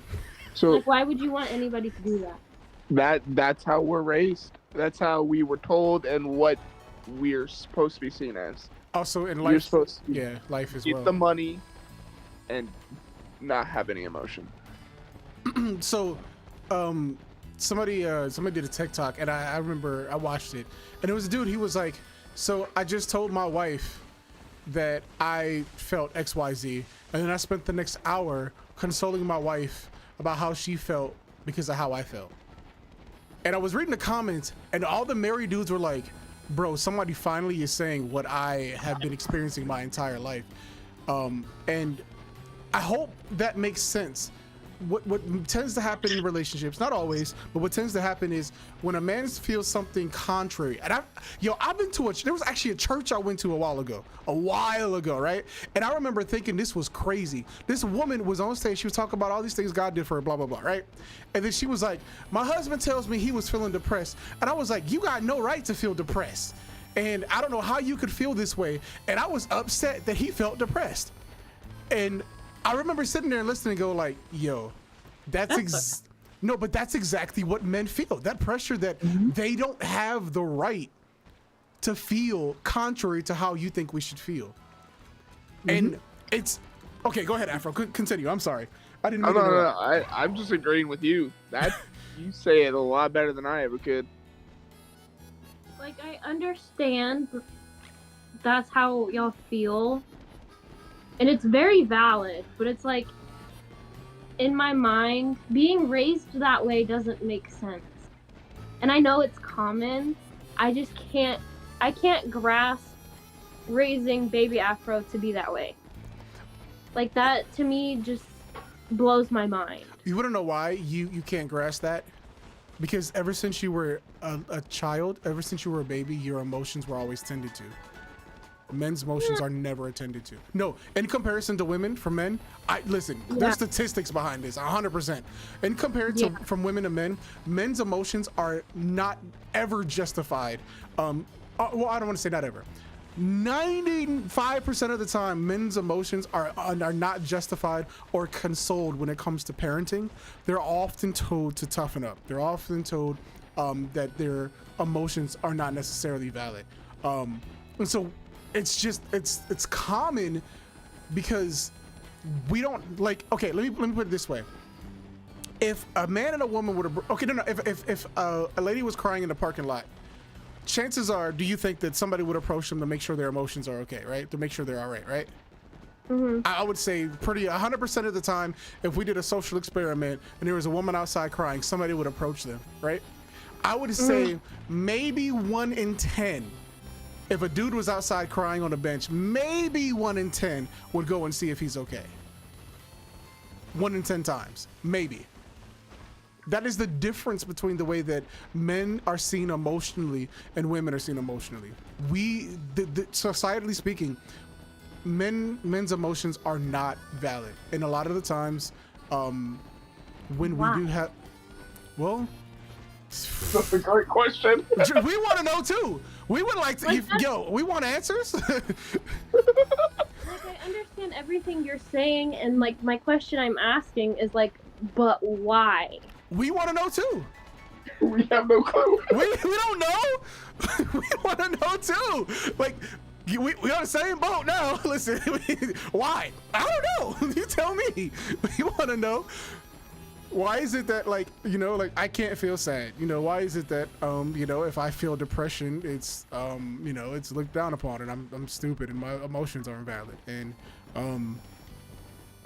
why? You know. And why is it just now taking mine and Afro's generation to change how people think about that stuff? You know? Now everyone's talking about emotions and depression and mental illnesses and all kinds of stuff. Why is it just now we're opening up that conversation about that stuff? You know what I mean? Yeah. No, listen, you're not gonna get any arguments from literally any of the dudes in here right now. Nobody's gonna be like, you know what? Like, no, we agree. Why? Why has it been this long? We don't know. I wish we knew. I think it's been the most accepting time, because if you think about it, hippies kind of try to do it, and they were thrown down the rabbit hole. They were shot at. They were thrown stuff at. We're just modern hippies. There have been groups that have tried to do it. Not the modern hippies. We literally are modern hippies. Until a collective of us, like, we're like, yeah, we need to change. That's when it started changing. Yeah. Yeah. AJ says that's why it's said men and women need each other, because women provide the loving caretaking to a man, and the man provides for whatever he can. Because of things like not showing emotion, the suicide rates for men are higher, the conviction rate are higher, and the amount of men that enlist is higher. That's why sex rates are decreasing, because more men are starting to focus on themselves rather than looking for a significant other, because the society today is harsh and has many absurd ideals. Plus, men have a lot expected from them who is supposed to put food on the table. A man who is supposed to be the protector, a man who is supposed to pay the bill, a man who is supposed to hold the door, a man who is supposed to keep a roof over your head, a man. Ooh. Listen, every dude heard all of that and was like, yep, checklist, there it goes, there it goes, a man, yeah, a man. I do agree with him, and I think a lot of it does also come from a lot of the different things that men experience as hurt, especially. And so, like, okay, I watched an interview. What was it? As a podcast? I like listening to stuff offline, you know, because honestly, I'll be at work sometimes, and I ain't doing nothing but busy work, so I'll just listen to conversations. And so there was a person interviewing a bunch of women, and she was asking a lot of these different questions. And she was like, so, like, you know, what do you expect, or what is it that you want from, you know, a relationship in a man? And there's a lot of pressure that you know, men feel, because when in a relationship, and these women shared all the same things, well, he's got to provide, he's got to protect, he's got to be able to, you know, do X, Y, Z, so on and so forth. A lot of men know that naturally, like, we got to do those things. And then, you know, they were talking about finances, and they're like, well, you know, I expect my man to make like $100K a year at least, and so on and so forth, and I don't want to bring home any money, blah, blah, blah. And, you know, maybe those are just rich, you know, people who just whatever. But a lot of the experiences that men have tend to make us never want to talk about what we actually feel. Because we're shamed if we talk about the fact that we don't feel like it's fair. You know? Sometimes it doesn't feel fair. And we recognize that. Okay, here's a, yo, did y'all ever hear about, who is it, XQC? Did y'all hear about the interview, XQC being the biggest streamer on Twitch? This man, I don't know who he was talking to, but he said he was arguing with somebody, and they were like, so as a man, if somebody breaks into your house, who's going downstairs? XQC said, well, I would send my wife, and they clowned him, okay? And as a woman, like Mama Fro, if you woke up, somebody was breaking in the house, and Afro was like, yo, can you go downstairs and check it out? What you saying? Absolutely not. Okay, see? But see, that's one of those things that men recognize we have to sacrifice in a lot of these areas that aren't always useful, right? I gotta be okay with the fact that I might die. Listen, there might be some big dude named Debo. He downstairs, bro. He came in looking for action, and I ain't ready for it. It's possible. But these are all the I don't want to go through like talking points of why and so forth, but I will say this. Men, we have to get better at being able to communicate some of these things because we're unwilling to talk about them because it's hard to talk about them. Like if it was all dudes in here, we're talking in a circle, bro, we probably, look, I'll be honest with you. I would say probably everybody here would probably have way more stories than what they're saying right now. yo, bro, let me tell you about this one time, Sheila, bruh. You know what I'm saying? Because there's that comfortability that we know that we share this experience so we can be honest about it. But the more that you're honest about it, I think I've experienced the women tend to look at it as that we're blaming women, even though sometimes it can be women, women has done this to us. But a lot of times it's that our backlash comes from they don't feel solidified. And it's like, well, why do you feel that way? You shouldn't feel that way. You're a man. Like you should, like, why do why does that feel unfair? Like you're a man. You should want to protect your wife. But you see where that disconnect goes because it's scary. I'll be the first one to say, listen, if somebody breaks into my house, married or not, I'm not sitting at 110% confidence like, bro, I'm going out blazing glory, okay? Nobody looks, unless you've been through war and so forth, and you're like, you've done combat and so forth. Most men, if we're honest, it's not the most poetic thing to go, yeah, somebody's breaking the house. I've been waiting to shoot a mother. You know what I'm saying? Like most men don't think that way. These are emotions we deal with because of the expectations. Most men don't wake up and go, man, I love going and, doing my 9 to 5 and making sure that my family has everything. Most men hate it. Unless they got a job they really like. But we don't share those emotions because the immediate response is, well, why do you feel that way? This is what you should be doing anyway. It doesn't matter. Does that make sense? It does. See, AJ says, yep, nowadays more women have standards that fit the top 1% of men. They want a man who can make 6 figures. Calm, you are bringing in some facts right now. 10, who is strong. True, it's so true. And who lets them do whatever.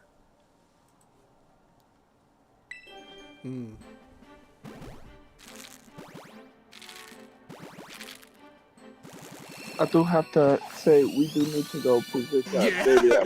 I'm about to say, yo, we got 3 hours deep into the right now. We did. Those 3 hours went by quick. Yo, facts. Mama Fro was over there like, yo, did we really just? Yes, we did. I want to do this more often for sure. I think. Yeah. Just sitting here hatching eggs, talking.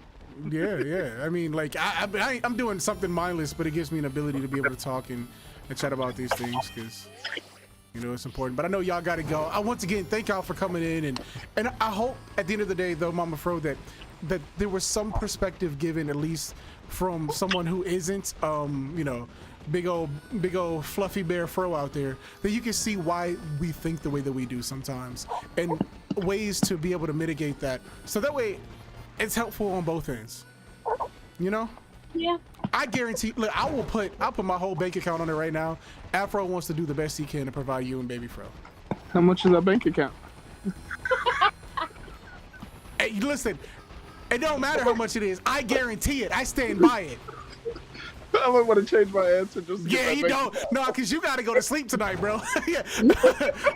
All I got to do is get off stream. You going to die tonight. You answered that wrong.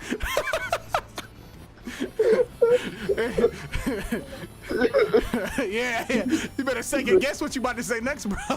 Like, How much is in that bank account? I ain't May telling change you. your mind. I ain't telling you. I ain't telling you. But all I'm saying, but for real though, you know, that like, these are the good things that we definitely got to talk about, and I hope that it does bring perspective and just an honesty to be able to have these conversations with each other, and you know, like, okay, you know what, like, instead of feeling frustrated, and maybe I'll be charitable and say maybe you just didn't see it or you just don't really know, and that's okay. So I'll be honest and say, hey, can you help me specifically with this? And Afro will go, you know what, absolutely, and he'll practice more often. Babe, is there anything exactly what you needed that it will absolutely make sure things are better for you right now? And watch, you'll see it becomes natural.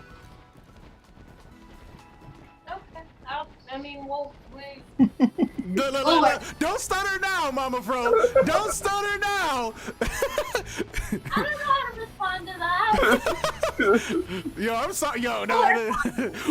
Look, I gotta be there for my boys sometimes. Don't stutter now. Go, yeah, you know what? You're right. We about to do it. We on there. We in there. We in there like swimwear. Yo, you know I love y'all. We love you too.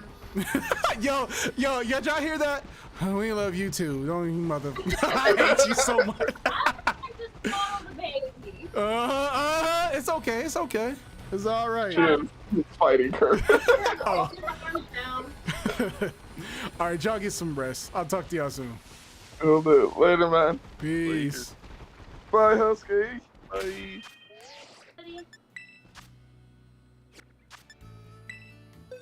Sheesh. Yeah, that was fun. That was fun. Yeah, of course. I mean, listen. I think, you know, if I'm gonna sit here and I'm gonna hatch eggs, something that's so, I would say, kind of remedial, like, you might as well have interesting conversation.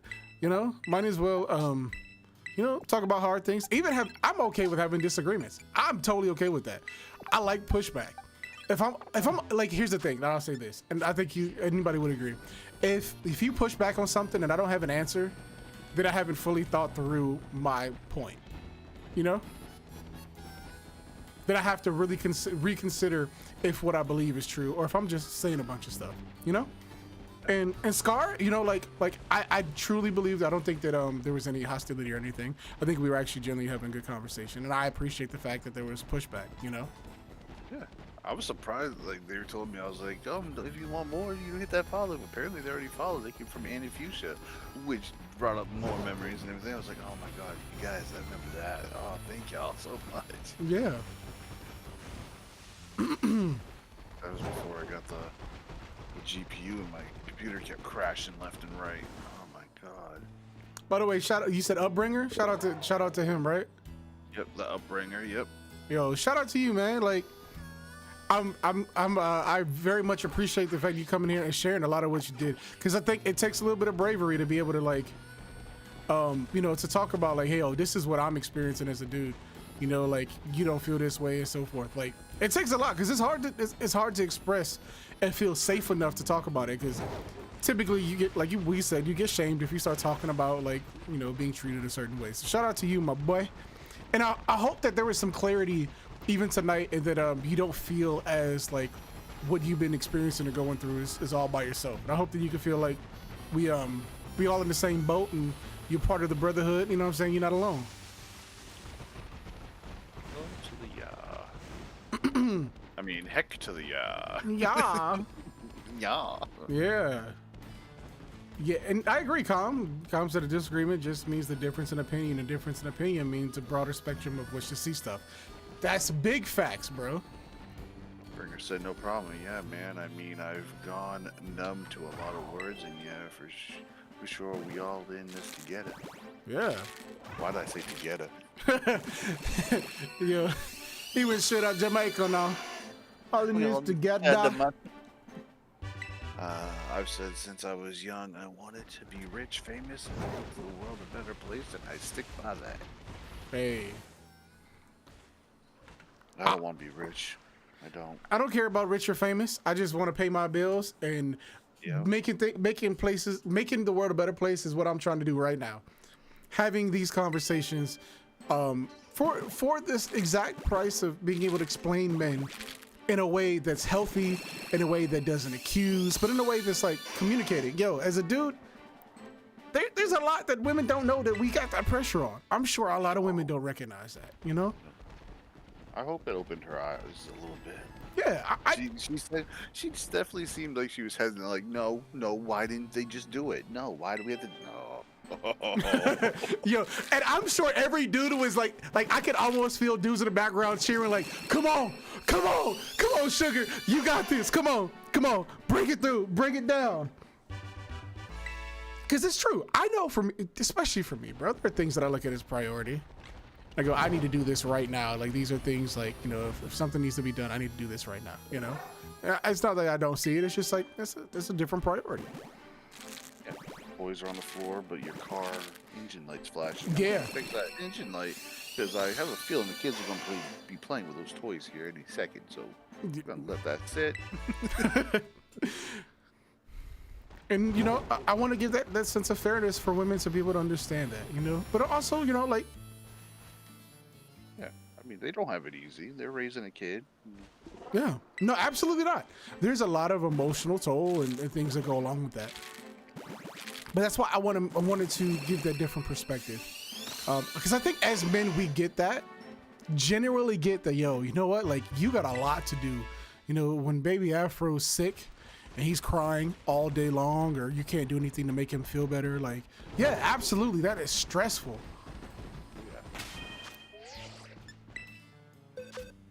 Wait, Com said he said I was actually shocked to hear that women weren't taught to respect men like men were taught to respect. I'm not. I absolutely knew that. That's a fact. I've talked to so many ladies, so many friends, so many girls who just been taught that same thing, and it's kind of frustrating. Cause like, just cause I have a schlong does not mean that I want to, you know? That's all I want. I'll just go in my room by myself. Okay, listen. I'm gonna say something kind of wild, but I'm gonna say it.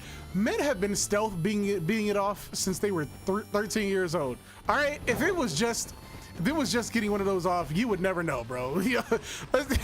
Listen, all right. We know how to do it in silence where nobody knows, okay? I'm gonna keep it a buck with you. So it's not like, yes, we like sex, but I think most, depending on your age, as you get older, you know, like, yo, sex isn't everything. You know, like, you're not gonna be having sex 24/7, but what are the important things, you know?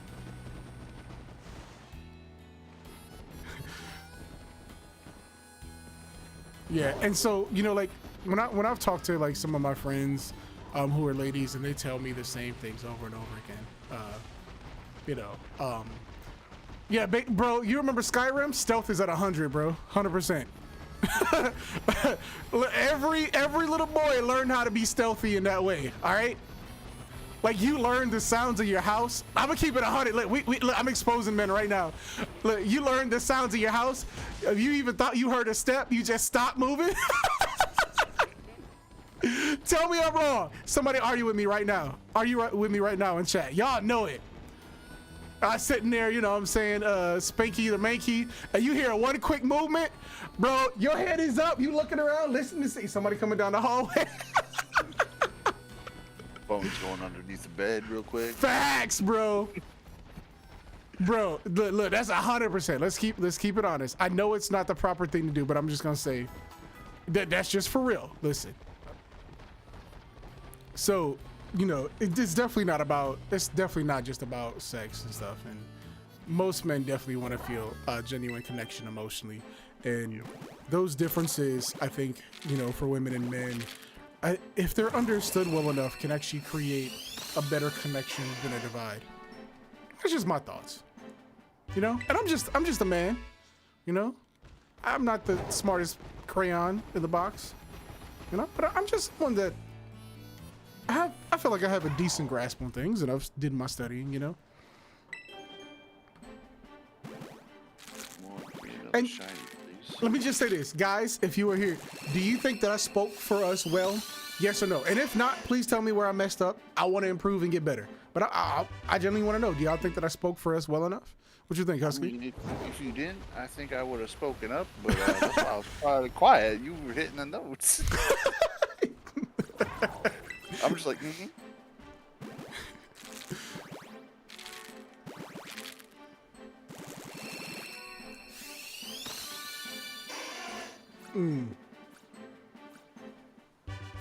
Yeah, just want to make sure, man. You know, I don't want to misrepresent us, you know, and I also don't want to misrepresent women.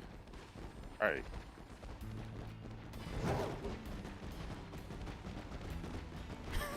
If not, everybody's like, yo, if you didn't, bro, we'd have been in chat, bro. We'd have been in call, like, bro, I need you to shut up for a second, because you looking mighty dumb right now. Bro, I've hatched so many eggs. Mm-hmm. No shiny Charmander. Charizard or? Oh, No shiny Charmander at all. I'm working on Lucario. So here's my question for all of you guys who are sitting here on YouTube right now watching. Is this the content that you'd like to see? Let me know. Would you like me to have more conversation? Just stream and we'll just talk about random subjects and you know, converse and have people on. I would love to do something like that if y'all want to hear that. I thought you was on YouTube. I thought you were on Twitch right now. So I was just like, No, we got looks like we got a pretty good amount of people in here chilling. So I just want to know, you know, if you're out here chilling. Also, if you like the content, if you like what was going on, the discussions, do me a favor, hit that like button, hit that subby, you know what I'm saying? You'll see that I don't just play games. We actually like to have meaningful conversations. You know? I don't want to be, you know, like a debate bro, but I do like having conversations, and you know, I'm always open to having my perspective changed to something. That's how you grow. trying to get to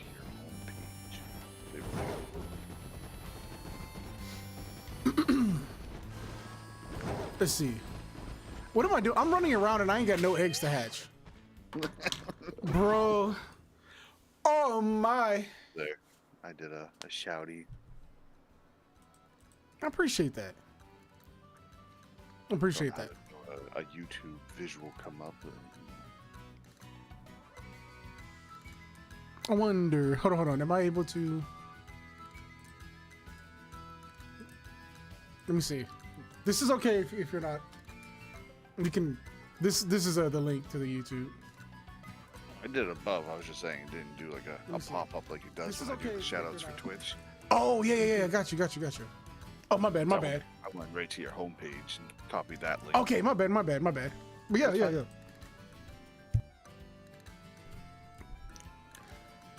I know you were a little hesitant at first. You're like, what are we talking about now? But look at how well these conversations go out. I didn't think it was gonna last that long. You didn't think, yo? Well, here's Got into it. yeah. I don't think anybody was not.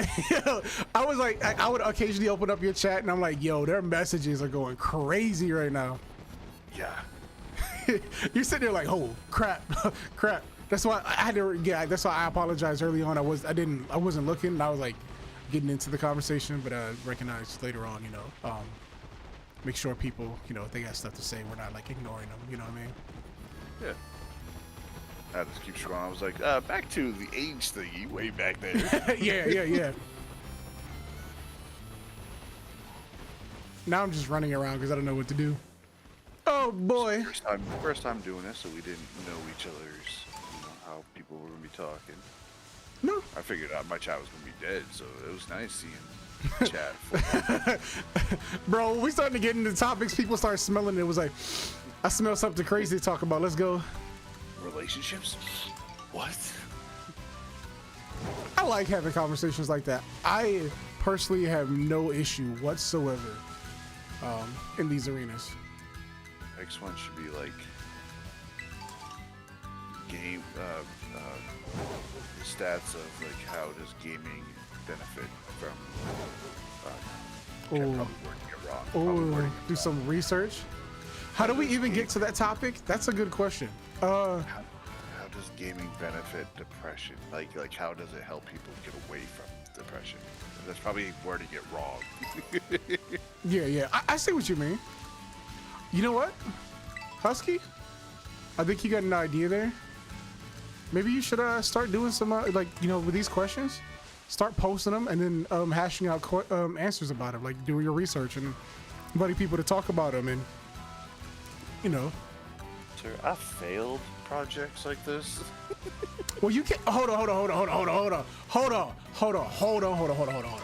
You're not gonna be like, yo, we should do this, and then go, well, technically, what I'm saying is, I think you should do this, okay? Yeah. It says, yeah, I think you did a good job. There is always room for improvement. There were a couple of times where I was like, you could be more specific, but it was still good. Can't complain. Hey, I appreciate that.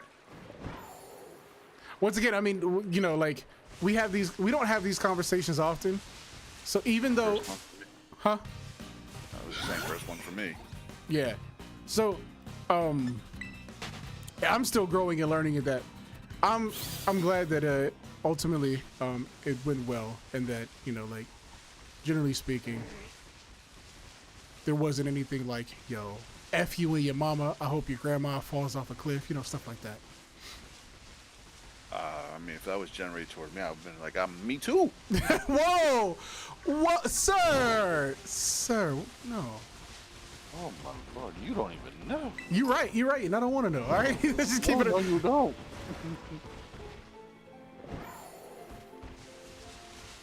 But yeah, I would say, Husky, things like that. I would encourage you to do some research, start, bring in some things and have some talking points, and then open up the conversation. Does video games cause violence? No. It's fat people. Sheesh. Well, yeah. Once again, I appreciate it, though. I mean, on my end, I'm still learning, and wanting to when you want to communicate something clearly, you're absolutely correct about being very specific, down to the wire, so that it's not generalized, and knowing when to push back on certain things and certain topics.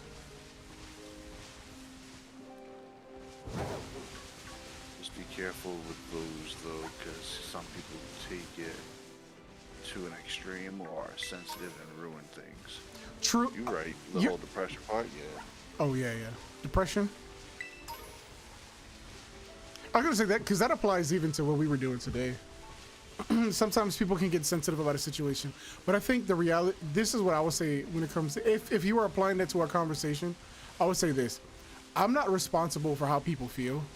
And as long as I express what I mean clearly and it's understood, if you take it wrong, then I'm not responsible for that. All I can do is tell you the perspective. And so, I think when it comes to some of these things, some people will probably get, like defensive about certain topics and be like, well, you're just being like this. And that's okay. You're allowed to feel the way you feel.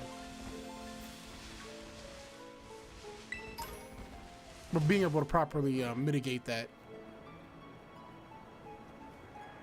How does this bush break the game? What the? I think probably the most sensitive part was the whole where you were like, remember how it used to be for black men back in the day? Now imagine it be a white dude.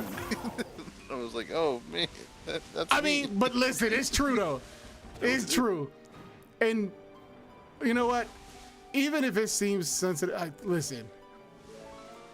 You gotta call it out where you gotta call it out, bro. I know. It's true. Like, if I was lying, then I'd be like, yo, 100%, you 100% correct me. But it's true, bro. Like, they... Don't be lying. Lion's a whole special guy. Don't be lying. Facts, bro. So I'm just saying,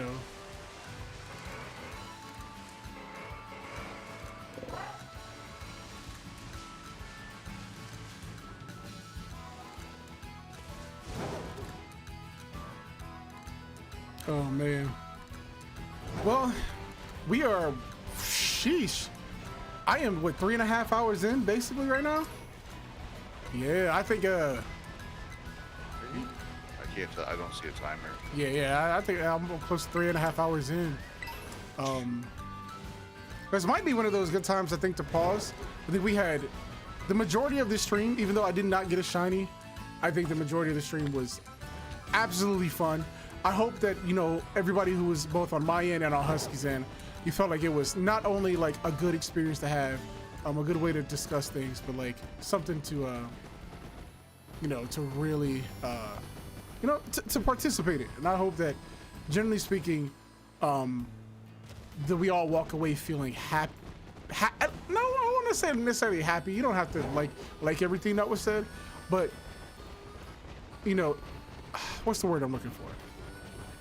You know, that you walk away at the very least entertained. You know, at the very least it was, you know, an entertaining and engaging conversation. So that's all I can hope for.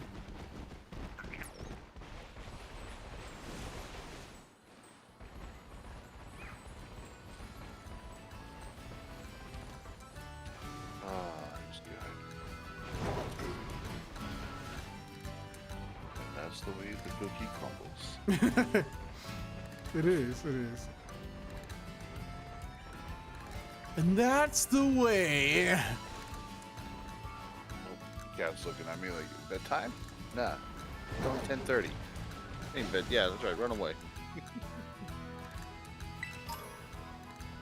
Poor little kitty. It's Daddy's weekend. Daddy gonna stay up. Yeah, Daddy's gonna stay up. There we go. Pops is staying up. Oh, come. You prefer YouTube over Twitch? You feel like it feels different? Huh. Well, okay. So I will say this: it does feel kind of good to some degree to not have like a bunch of like things going off in the background while I'm talking. You know what I'm saying? Whereas like, you know, there's a bunch of sound alerts. Bark, bark, bark, bark. Bark, bark. I mean, yeah, I love conversations like this, and I say this is a non-egotistical way, but I love proving people wrong and clarifying things. Yeah, I respect it. I love doing that with my family. Oh, we try to prove you wrong. Hey. Once again, man, you know, I appreciate it. And Go over to his YouTube, drop that follow, upbringer. Speak in his chat, let him know you're there. yes, sir. You know, I do Twitch. I do mostly Twitch when it comes to streaming. So, YouTube is where I upload stuff. But this has been, you know, I've been doing a lot here on the YouTube. So, I think he might have followed you already on Twitchy. probably. I think so. Jesus Christ. I don't tend to like stalk people, like who's following me, who isn't. Like, oh, you ain't following me? Oh, you dirty little rat. That jumped the bejesus out of me. What did? It was one of your clips for the Twitch, and somebody gave you biddies. Oh. Bro, okay, you should know by now. Don't, when it comes to my clips, don't have any expectations of what it could be. It could be me getting jump scared half to death. It could be me doing something weird. I mean, my Twitch clips are the most random things I think I've ever seen, even on other people's channels, bro. You haven't watched any of mine. I have seen yours. Mine are cringe. Yo, hey, yo, somebody's got to do the cringe. Somebody's got to do the cringe, bro. I'm doing a shout out for myself. Welcome to the Sweets. Welcome to the Sweets. Hey, welcome to the Sweets. Welcome in, Upbringer. Appreciate you, bro. Oh, that clip played. We were playing Knockout City. It was East, me, Falcon, and Thick. Fit? And yeah, he said, oh, fuck you, Nick. But like sounds clipped in, so it sounded like he said the N-word. Oh, And somebody clipped it. I was like, oh, what'd you say? no. Fuck you, Nick. I was like, oh, everyone was like, wait, Wait, hold on. Wait a minute. I'm glad though, Com, and I'm glad that you were here as well, and we were all able to have these conversations and chill out. And I like this stuff. I don't care if it's challenging or not. I don't care if I get like the craziest pushback. I like sitting and having these conversations, especially if I'm doing something kind of mindless. I ain't gonna lie to you. How color is that thing? The brontosaurus looking thing for a shiny. Wait. You talking about Tropius? Is that his name? Yeah, like brontosaurus with 4 leaves. Yeah, that's Tropius. I do not know. Oh, my butt hurts so bad, y'all. I ain't gonna lie to you. My cheeks. Bleeding side to side. Yeah. I think it's probably about that time. Challenge is definitely healthy. Neither do I. I'm always down to have a courtroom debate and fry someone's brains. Do it, do it to my friends all the time, and if you knew them, you could ask them yourselves. Well, I don't know them. But if you want it, you can send them our way and have them smash that follow button and subscribe on. Sheesh. But yo. I'm down with that. But obviously, we gotta follow the rules when it comes to Twitch and YouTube. So that's why you'll notice in our conversations we definitely avoid it when it comes to some things and trying to be, as careful about what we say as possible. But I'm always down to have conversations as long as we follow the Twitch and YouTube overlords rules. You know what I'm saying? And we can even agree on things and just discuss them. We can disagree on things and discuss them. Whatever works. I'm always good for something. Have you Stream Elements start posting about my thing that I'm not playing? Oh, it's still.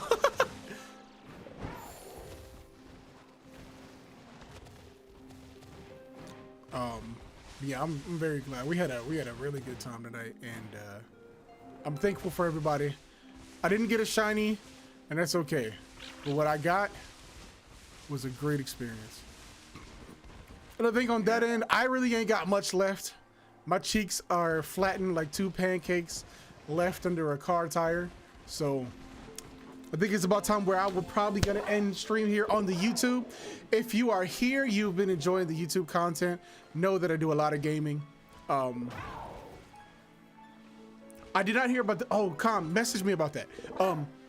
Do me a favor, hit that subscribe button if you enjoyed the content. If you want to see more, message me. Seriously, I got a community tab. Go over there and tell me, hey, listen, I want to see you talk more about this kind of topic. I will do it for y'all. We will do it live. We'll have people come in. I enjoy doing that. I love having these conversations with people for fun. Other than that, hit that like button. We got 7 people in here chilling. Do me a favor, hit that like button. If you like the content, hit that like button. Let YouTube know that this content is good for you. But either which way, thank you all so much. Come here. Here, forehead kisses. Good night, y'all. Bye. Bye.